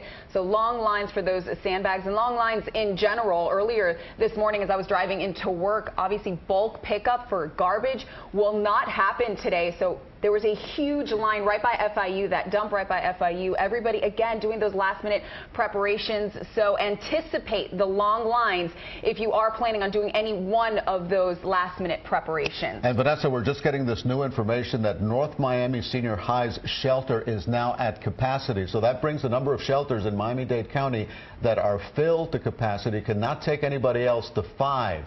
There are 3 open, and they expect to have up to 40 shelters today. We expect that announcement later today from Miami-Dade officials. All right, we'll have much more on Hurricane Irma right after this.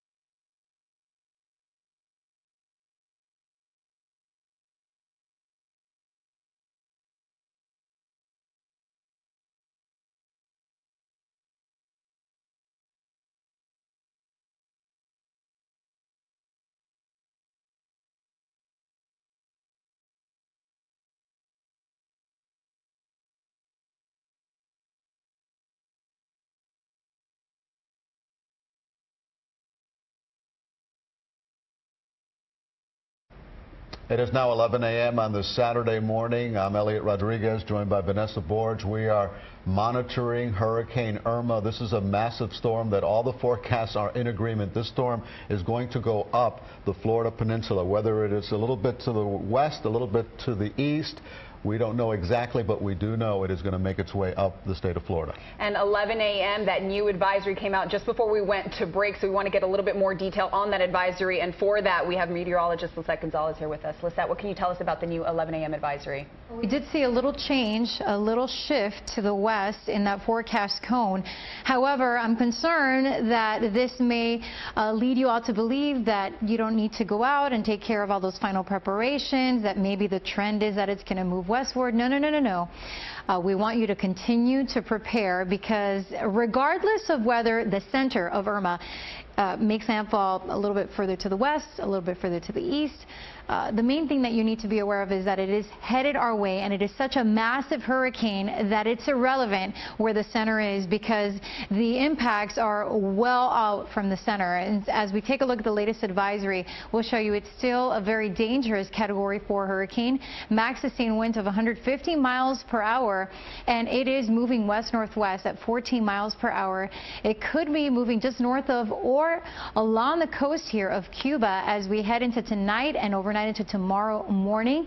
And then it looks like it starts to take that shift to the north. Of course, there's still a lot of uncertainty as to when that will happen, and that's probably part of the reason that we're seeing these models shifting, jogging a little bit to the left, a little bit to the right with every run. And we are seeing the potential that still Category 4 Irma could be making landfall somewhere along the Keys, which could be catastrophic, and then likely continuing northward. So the change that we're seeing is that as it makes landfall across the Keys, that maybe it'll stay along the southwest coast, the center anyway, but we're talking that massive hurricane, pretty much bigger than the state of Florida, moving northward and continuing along that path as we head into Sunday, and then continuing as we head even into Monday, likely a long duration event for the entire state of Florida. So it maintains Category 4 status at least for the duration of Sunday, and then to Monday, maybe weakening to a Category 1 hurricane, impacting our friends up through North Florida, and then potentially heading into Georgia, South Carolina, Alabama, or Tennessee as we head into early to middle of next week. And as we look at the highest threat for hurricane force winds across most of South Florida and the Keys right now, and that's starting to creep northward as well. So here's the latest satellite image, and right now look at what Irma is doing to our friends here across the Turks and Caicos and also across the Bahamas and Cuba, just lashing out with these intense rain bands and of course those destructive winds. And as we look at the computer models, in agreement that Irma will likely move to the west-northwest, but now we're starting to see some of those models diverging. A few of the models are keeping Irma moving right over the coastal areas of Cuba, and yet some models moving it over the very warm waters just north of Cuba and possibly to our east. Some models keeping it over to our west, but the bulk of the models right now tightly packed together in agreement and showing that Irma will likely be moving across the Keys and then could be staying a little bit to the west of South Florida. But remember, this is only tracking the eye of the hurricane, and those tropical storm force winds and hurricane force winds extend well out from the core, from the center of the hurricane. I'm going to keep reminding you that because I don't want you to forget that, and keep that in mind when you're looking at that cone and not just zone in on the center, because the effects will be far reaching out from the center. All right, hurricane warnings in place from the Turks and Caicos through the Bahamas, northern coast of Cuba, South Florida. We are under a hurricane warning. Hurricane watch in place for the Gulf Coast and the east coast now of the peninsula here, stretching close to Tampa. And we're seeing those storm surge warnings and watches are now being extended northward along the Atlantic coast here of the Florida peninsula, and also even extending northward here along the Gulf Coast of the state. So key things I want you to be aware of. Hurricane warning means hurricane conditions expected in 36 hours. And in terms of our weather going downhill, deteriorating tonight and into tomorrow especially, and then Saturday night into Sunday, that's when we'll likely see the worst of the weather, and then likely through Monday morning. So the threats: destructive winds, life-threatening storm surge, flooding, heavy rain, and the risk of tornadoes. Now, wind speeds, tropical storm force wind speeds range from 39 to 73 93 miles per hour. So we could start to see some of that tonight, but especially by tomorrow morning and throughout the day. And then tomorrow night, we'll start to see the Category 4 hurricane wind speeds likely 130 to 156 miles per hour. So the estimated arrival time of those tropical storm force winds will likely be as we head into tomorrow morning, but we could see some very gusty squalls starting as soon as tonight, and then we're going to see that potentially as we head throughout the day on Saturday. Wave heights, we're seeing already 20-foot waves here near Cuba and the Bahamas, and we're going to see increasing wave heights leading to that storm surge that we've been talking about. So there's the low potential of storm surge along coastal areas of Broward County. Here we're talking 5 to 8 foot storm surge, and here around Fort Lauderdale, Port Everglades, Dania Beach, low potential for storm surge 5 to 8 feet. Our higher risk of storm surge will be as we head further south around Aventura. We'll see a medium chance there, as well as near North Miami for Miami Beach, coastal Dade County, parts of Key Biscayne. Obviously seeing a medium chance of storm surge there. That's why many of these areas are being evacuated. And right here along Brickell Hammock and close to the coast here as we head further south, an even more extreme risk of storm surge indicated by the area shaded in red. For areas like Pinecrest, Coral Gables, and Dadeland, we're seeing a high risk of storm surge. Palmetto Bay, Cutler Bay, extreme southern Dade County, Princeton, we're talking an extreme possibility of storm surge 7 to 10 feet. And down through the Keys, also that high risk of storm surge. Rainfall potential, because of the fact that Irma is likely going to be slowing down as it moves up the spine of the state, we could see anywhere from 8 to 12 inches of rainfall. We're talking totals by the time all is said and done through Monday. You can see the purple shading here, and then some areas shaded in white, meaning even more than that expected for some isolated areas. Could see up to 20 inches of rain through Monday. So here's what you can expect today. Finish all your preparations by tonight. Hot and humid with spotty storms, gusty showers developing overnight. Tomorrow we'll see tropical storm force winds developing, rain squalls increasing, later on hurricane force winds developing. And as we head into your Sunday, landfall will be likely early in the morning, and then we'll see Irma moving south to north. Life-threatening storm surge near 10 feet for some areas. Hurricane force winds all day, gusts to near 130 miles per hour. So for more on those local impacts that you can expect, we have Dave Warren here to let us know what you can prepare for. Yeah, preparing here all day, and this is what we have to expect right now. Things are just partly cloudy. Keys camera, not many people there, seeing 1 or 2 cars at best. And now we have to go back to you as we have somebody talking. All right, Marco Rubio now live for us, right, and this is going to be at the Broward EOC, the Emergency Operations. Senator Marco Rubio is supposed to be speaking there in the next few minutes. Yeah, right now we have Congresswoman Debbie Wasserman Schultz. Let's listen into the news conference.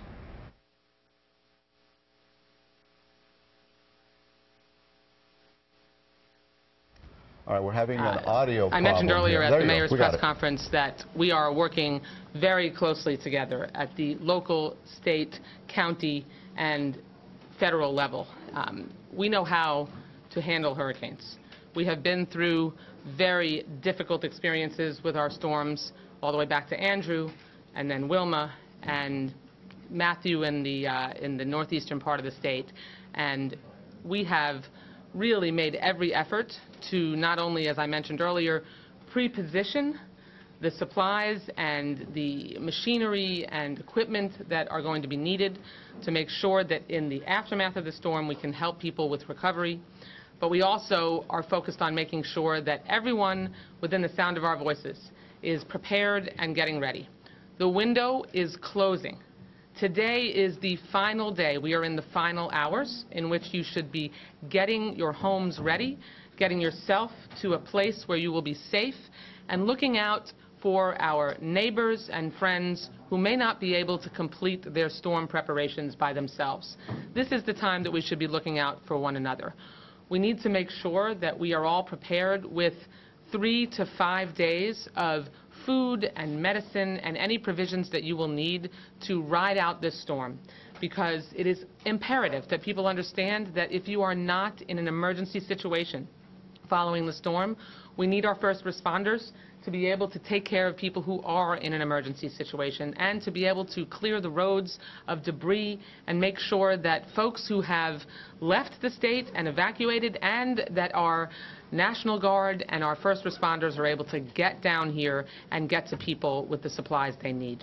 So I'm really thrilled that we're able to be here together, come together and focus all the effort that we are making to keep people informed and make sure that they are ready for this storm, that we, as Sheriff Israel said earlier, that we have no deaths after the aftermath of this storm comes through and no injuries, hopefully. And everybody needs to heed the instructions that are being given out.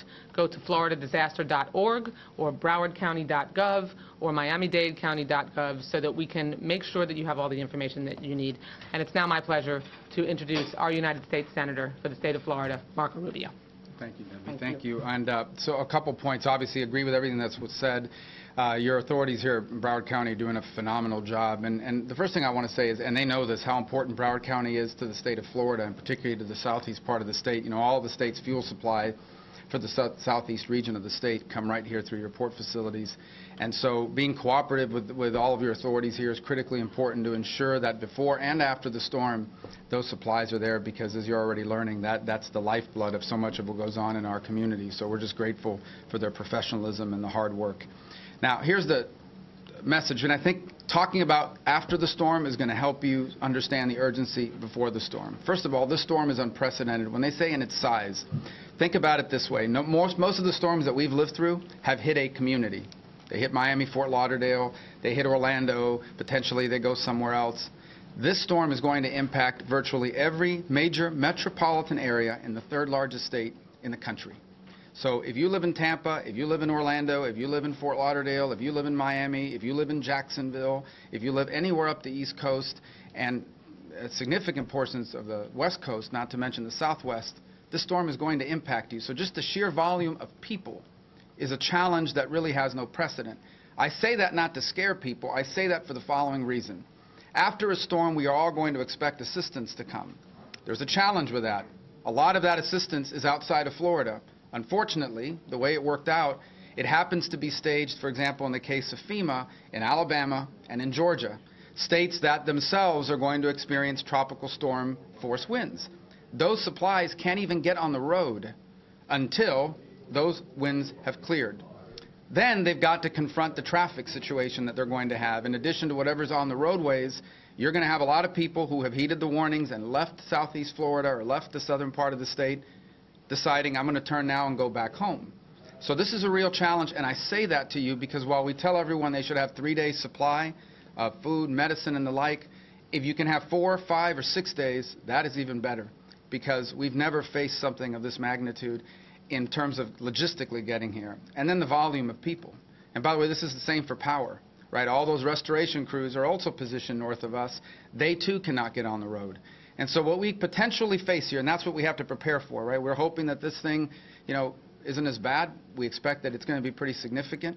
But in the worst case scenario, you're going to have an unprecedented number of people without power, without access to the basic necessities of modern life, and with a significant logistical challenge in getting to them. And even if you could, do you have enough of those materials already in place given the sheer volume?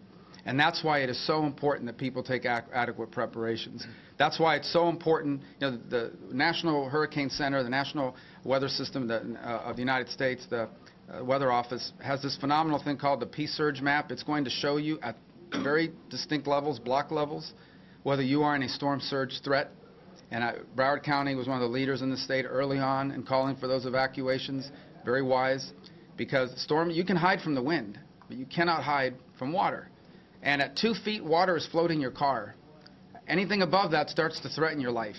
And that's what we have to understand. So in addition to all the other challenges we're going to have, if we're going to put our men and women of law enforcement and first responders in a very dangerous situation to get to you, and they won't even be able to do that until conditions are safe for them to operate. And so we can save lives, we can save your life, you can save your life today by beginning to operate in that manner and kind of taking heed to these warnings. The other thing, I've talked to some people who live in mobile homes, and they're arguing, I've been through multiple storms. There is no such thing as a safe mobile home in a storm. There just is not. If you live one, if you have a loved one that's in one, they got to go. I mean, it's not safe for them. I know it's inconvenient to pick up and go somewhere or stay in a shelter. I promise you it's a lot more inconvenient to face a 4, 5, or 6 feet of storm surge or a mobile home that's basically being shredded and you've got nowhere to go, which leads me to my third point. This storm's going to be around for a while. The projections are you're going to have hurricane force winds extending for as long as 18 to 24 hours. So there's not some 4-hour event and then everyone goes outside to see what happened. You're going to be wherever you're going to be there for a while as the storm passes through, and we'll see what happens after that. So the point is, it's really important for people to heed these warnings and understand that we're going to be in for some tough times in the aftermath of this. I have tremendous confidence in our communities. This is some of the most resilient communities in the country, if not the most resilient community in the country, with people that have lived through this before who are around to help those who have not, to take it seriously. And that's one of the good news items in all this, is it seems like people have heeded those warnings, but there's more to be done.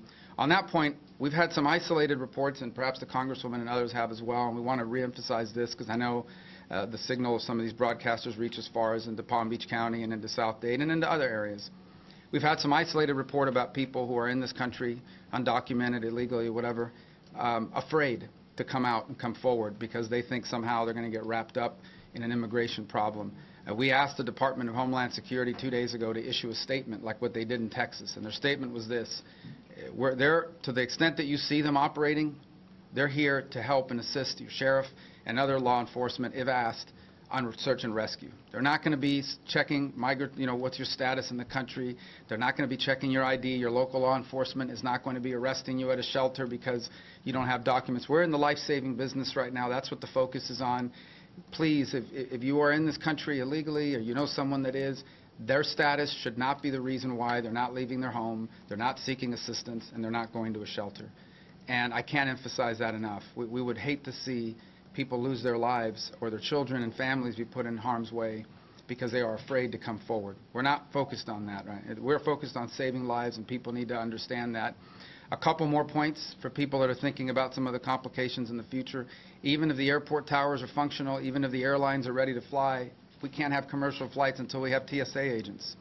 TSA agents are residents of our community. They've had to evacuate. Their families are also being displaced. And so while TSA has about 200 or so TSA volunteers, employees that are prepared to come and help, that's not a lot of TSA workers for a state as large as this with major international airports like Fort Lauderdale, Miami, Orlando, and others potentially impacted. So if you're counting on Monday I'll just fly out, again, why you need to be prepared. And hopefully we're back here on Monday saying we dodged it, and you guys are out there saying why all the alarm. I hope that that's what the conversation is on Monday, because that means that we made it through here in a way that we thought we may not. But we got to be, you can talk to him, I'm not exaggerating. This is something from a movie. I mean, it is, you look at that map, at one point, there's virtually no part of Florida that doesn't have a 50% or higher projection of hurricane force winds at some point. And much of the state is almost guaranteed. And I would just tell you, if the forecast says there's a 50% chance of rain, you're probably bringing an umbrella that day. If it has a 90% chance of hurricane winds, this is no time to be thinking, well, maybe this will pass like all the other ones. We're going to get hit by something bad. How bad? We'll find out. But we got to be prepared for the worst. And obviously, if that doesn't happen, then we have a different outcome that we'll all be very happy about. So this is a very concerning matter. And but I do have some good news. The New England Patriots are 0-1. All right. Sí, cómo que no. Y yo creo que una de las cosas importantes que quiero enfatizar es que esto es una... Okay, there you have it. Florida Senator Marco Rubio with several important messages about the storm, and as a true Miami Dolphin fan, pointing out that the New England Patriots lost. And also on a lighter note, I'm having coffee right now, Vanessa, because a little while ago I actually said that today was Saturday. It is not. It is Friday. But I think that in my mind, I just want to get to Monday. Right. I was going to say not Saturday. We want to get to Monday. We want to skip the whole Next thing time and I get do to that, just elbow me, okay? You got it. Right under the desk. So Senator Marco Rubio also mentioned that we've never seen anything of this magnitude. No, so we haven't. It's better to have supplies for a week long. That seems excessive, I'm sure, but we have no idea how this is going to impact us yet. Hopefully, as the senator said, on Monday morning we're saying, oh, we put way too much emphasis on this. Why did you scare us That's all. We're not trying to scare you. We're just trying to keep you prepared in case it does shift right over us. So as of right now, I know we've inundated you with so much information, all of our reporters, all these press conferences. We have all the information you need on cbsmiami.com, so you can always head there. And of course, throughout the day, throughout this weekend, if you do lose power, we're also simulcasting on a number of radio stations, 560 WQAM, 99.9 KISS Country, and Power 96, 96.5. So you can always listen in on what's going on if you do lose power. Hopefully you don't. Another good tip on losing power, go and get the Florida Power and Light app and download that to your phone, because that'll be a fast way to reach Florida Power and Light and get information about what's happening in your community if you lose power. And that's one thing that we can always bet on with these storms. Are you going to lose power? The question is how long will it take to get that power back? Right, and let's right now head over to Dave Warren so we can get a little bit more information on exactly how quickly these conditions are going to be deteriorating. Dave. Yeah, not really today, so you have time to continue and finish up your prep work. Right now, in live picture, this is our Keys camera. You can see there's just partly cloudy skies out there. Hot, upper 80s and humid. The temperature climbing to the lower 90s, and maybe a few showers out there. We've been watching these showers moving through parts of the Keys. There they are, and just maybe a thunderstorm or two. One or two spotty showers moving in from the northeast. They're moving northeast to southwest, so a brief rain shower. That is about it. If you're working outside, either work through it or go inside, cool off a little bit, because they'll be moving on through. 92 degrees today, feeling like it's over 100 degrees though. So today's the last day. You want to do all this. Get your supply kit ready. You top off your gas tank, get the batteries, and get the kits ready, and just have a plan. Make sure you finalize the plan. What are you going to do? Where are you going to go? How long will you be gone? If you're separated, you know, where will you meet when you come back? So all of that has to be taken care of, because likely you won't be able to call your friends and family there with the phone if the power's out, because the wind will pick up. This is the timing of when that wind starts to pick up, Friday to Saturday morning. There it is, Friday night to Saturday morning. That storm size expanding, and that'll move. This is a huge area of tropical storm force winds. Despite the wind speed in the actual storm going down just a bit, the size is actually increased. Not all uncommon to see that. So between Friday night and Saturday morning, sustained 40-mile-an-hour wind that works its way up the coast through Saturday. And then by Saturday night, we're talking about possibly hurricane force winds developing and really increasing overnight Saturday to early Sunday. Tropical storm 39 to 73, over 74 sustained there for the hurricane force wind. It goes up and up with each category. So finish all the prep work by tonight. It is hot and humid. We have those spotty storms moving through, so might have to work around a few thunderstorms or a brief shower. Gusty showers developing, and then that becomes more widespread. More typical rain squalls increasing late Saturday. Hurricane force wind develops. Looking at the close eye on where this storm could likely make landfall. It's moving south to north. That's the other problem. This will continue to move north through the state, where any type of relief could work its way down from once this is all over. So all up and down the state, we're seeing likely life-threatening surge along the coast. Hurricane force winds pretty much all day, gusting maybe close to 130 miles an hour, closer to the center of that storm. That will be key. We will certainly keep a close eye on where we're predicting the actual storm, the center storm, the eye wall, to go. That's key here over the next 24 hours. We're trying to narrow that down, but we have the latest forecast update here throughout the day. Back to you. And the big issue, of course, is all that storm surge. On August 1st, I know in Miami Beach, we had a big storm. It flooded out Miami Beach. I was live out there. It was a mess. So obviously now seeing a Category 4 strong, catastrophic hurricane coming toward us, Miami Beach is definitely a concern. I live there. I had to evacuate. I came inland and stayed with my parents. So thank you, Mom and Dad, for letting me stay with you yet again. But yeah, Miami Beach is certainly an area of concern. And it was a ghost town when I left last night. And in fact, we have Maribel Rodriguez live there right now. And Maribel, what's it looking like out there? Well, Vanessa, I don't know if you got the same feeling I did. I mean, usually standing here on Ocean Drive at any given time, any given day, there's people sitting outside in the cafes, walking, jogging, walking their dogs, and just look around. I mean, there's really not a whole lot of people. As the morning is going by, we are seeing a bit more people venturing out, seeing what's going on, but for the most part, it's pretty isolated. Take a look at all the hotels here on Ocean Drive, starting from Mango's there on 9th Street, which is at around 11:30. It's happening. People having lunch, and the dancers are already out there. You have Fat Tuesdays. You have the rest of all these hotels and cafes all along Ocean Drive. They're taking this seriously. This is no joke. They are boarding up. I did speak with Mayor Philip Levine earlier this morning. He says that for the past few days, they've been working with all the hotels, making sure that the tourists are out. Fortunately, this is not the high season for Miami Beach, so they don't have a large influx of tourists. However, they were pretty busy, and fortunately, most of the tourists have gone out. About 10 minutes ago, we saw a group standing in the corner here on 10th Street and Ocean Drive. That's where there is an evacuation stop, where the buses are picking up all the evacuees wanting to leave, even though the mandatory evacuation actually started yesterday for Miami Beach. There's still a few folks that are thinking, well, maybe I'll ride it out, maybe I want to leave. And as a matter of fact, we spoke with a few residents with differing opinions. You want to get out. You don't want to stay here whatsoever. No, there's no reason to stay, because if you stay, the eye of the storm is going to hit the tip of Miami. This is the tip of Miami Beach. So it's like, why would I want to stay here at the blast of the whole storm? No, yes, it's scary. I've never been into no hurricane, but I wouldn't want to be at the eye of it. How does Ocean Drive look right about now? Very different, huh? Yeah, I've never seen it this desolated ever. So not only Ocean Drive, the rest, there is nothing. Nobody on the streets. So. Well, that's because Miami Beach is under mandatory evacuation. However, you're both residents of Miami Beach for 20 years, and you say that you're not leaving. Why? Well, it's just I feel safer here. So, because with Andrew, everybody left, and I stayed, and we're just going to ride it. Aren't you a little concerned also, the storm surge? It could be very, very dangerous here on Miami Beach. Does that concern you at all? Sure it does, yes. We are very concerned, yes. But we leave. So where do you go? I mean, where do you go at this point? And you still have a couple of hours if you have some friends. Where do you go? Is the question, you know, it's like. So the hurricane is going to affect the whole peninsula, so we thought that our options were very limited, so we decided to stay. We live on a high floor, and we feel that we can be safe and hope for the best.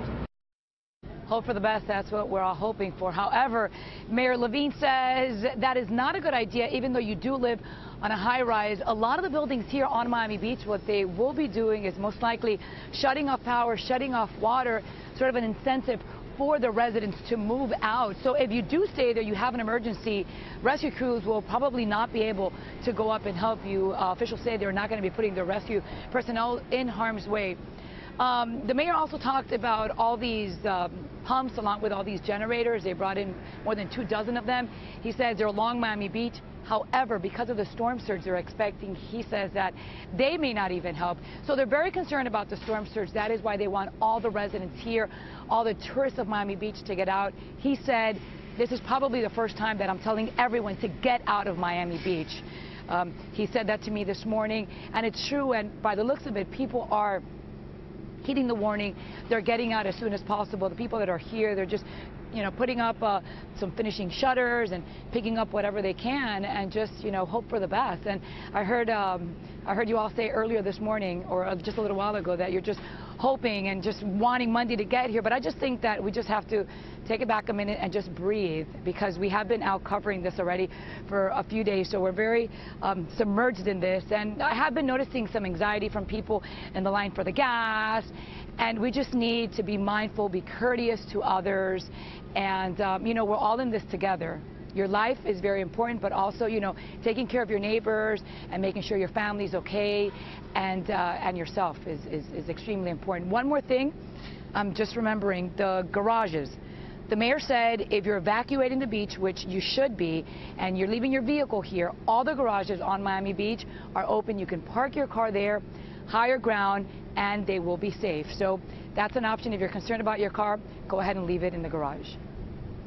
And this is why we love Maribel Rodriguez, giving us this advice. Take a breath, Take a step back. It's going to be okay. Do we still have Maribel? I'd like to ask her a question. Maribel, are you still there? Sure, Elliot. Yeah, I'm here. Okay. First of all, thank you for that. I need to take your advice because it's a very stressful, this is a time of anxiety for a lot of us. Have you seen... for all of us, even us that are actually working, I mean, I have my kids, they're at home with my husband. I made sure that they were okay, and I'm here. This is my job, and to make sure that you're all safe. So, that's all in the back of all of our minds. A lot of personnel that are working around the clock to make sure all the residents are safe. So the residents also have to cooperate with officials, and they tell them, get out, because they're doing it for their own good. We're out here telling the residents, telling our viewers, hey, just be safe. Maribel, have you seen a lot of police officers out there helping people? Yeah, we have. As a matter of fact, this morning when we arrived at around 4 o'clock this morning, there were police officers on, there's one, hey officer, there was one, there were several actually on their ATVs. Also, we just saw one on the cruiser, and we've seen them driving up and down Ocean Drive. We've also seen them on their bicycles. There's some homeless folks here. They've been telling them, hey, listen, there's a storm coming, whether you're aware of it or not, you need to get out. The good news is, as I mentioned just a few minutes ago, we did see that bus picking up people who wanted to evacuate. So they're making their rounds. They're also saying, be patient. That number, 311, a very important number to call for any questions, any concerns. If you need help evacuating and you can't get there, call that number, be patient, because they will come to get you. Okay, Maribel, thank you very much. That is so Maribel, to make sure all of us are calm. And yes, it's so true. One of my favorite things I saw this week, actually, there was a long line, people getting gas, and there was a man who was serving little cups of cafecito to everybody in the line. And those are the kind of things we need to remember. Stay calm, be courteous to one another, and make sure your family is safe and secure. I saw a package that you did of your house all shuttered up, and you made sure everything was safe before you came here, because we're pretty much sticking around here in Doral and our CBS 4 studios throughout the weekend to make sure we keep you all informed. I did, and the good thing, Vanessa, about this storm is that we've been tracking this since last week. So, for example, I topped off my car on Monday, on Labor Day. There was nobody at the gas station. I started the process of shuttering my home Wednesday, Thursday. So today we did the last minute incidentals. So we've had time to do it. And you saw the weather out there. The weather right now is cooperating. And you said you saw somebody giving out cafecito. I heard in my neighborhood somebody was giving out BLTs. One of the I like that neighborhood. BLTs to the people who were waiting in line for 3 hours, and then they didn't get the gas. And there is an app that you can get. It's called Gas Buddy. And this has been recommended not by me, but by the mayor of Miami-Dade County and the governor of the state of Florida. Gas Buddy is an app that you can download to your phone to help you find gas. So these are tips, and with the advice that Maribel gave about take a deep breath and don't stress out. And that's what we need to do, of course. That's absolutely what we need to do. We've got some shelter information. Yeah, it can be make you so anxious. So obviously a lot of people doing their last minute preparations and then heading to shelters. Some of them are at full capacity, so we want to keep you aware. Terra Environmental, South Miami Senior High, Darwin Fuchs Pavilion, Miami-Dade County Fair Expo Center, which was pet friendly, Felix Varela Senior High, and North Miami Senior High. All of those are at full capacity. Now,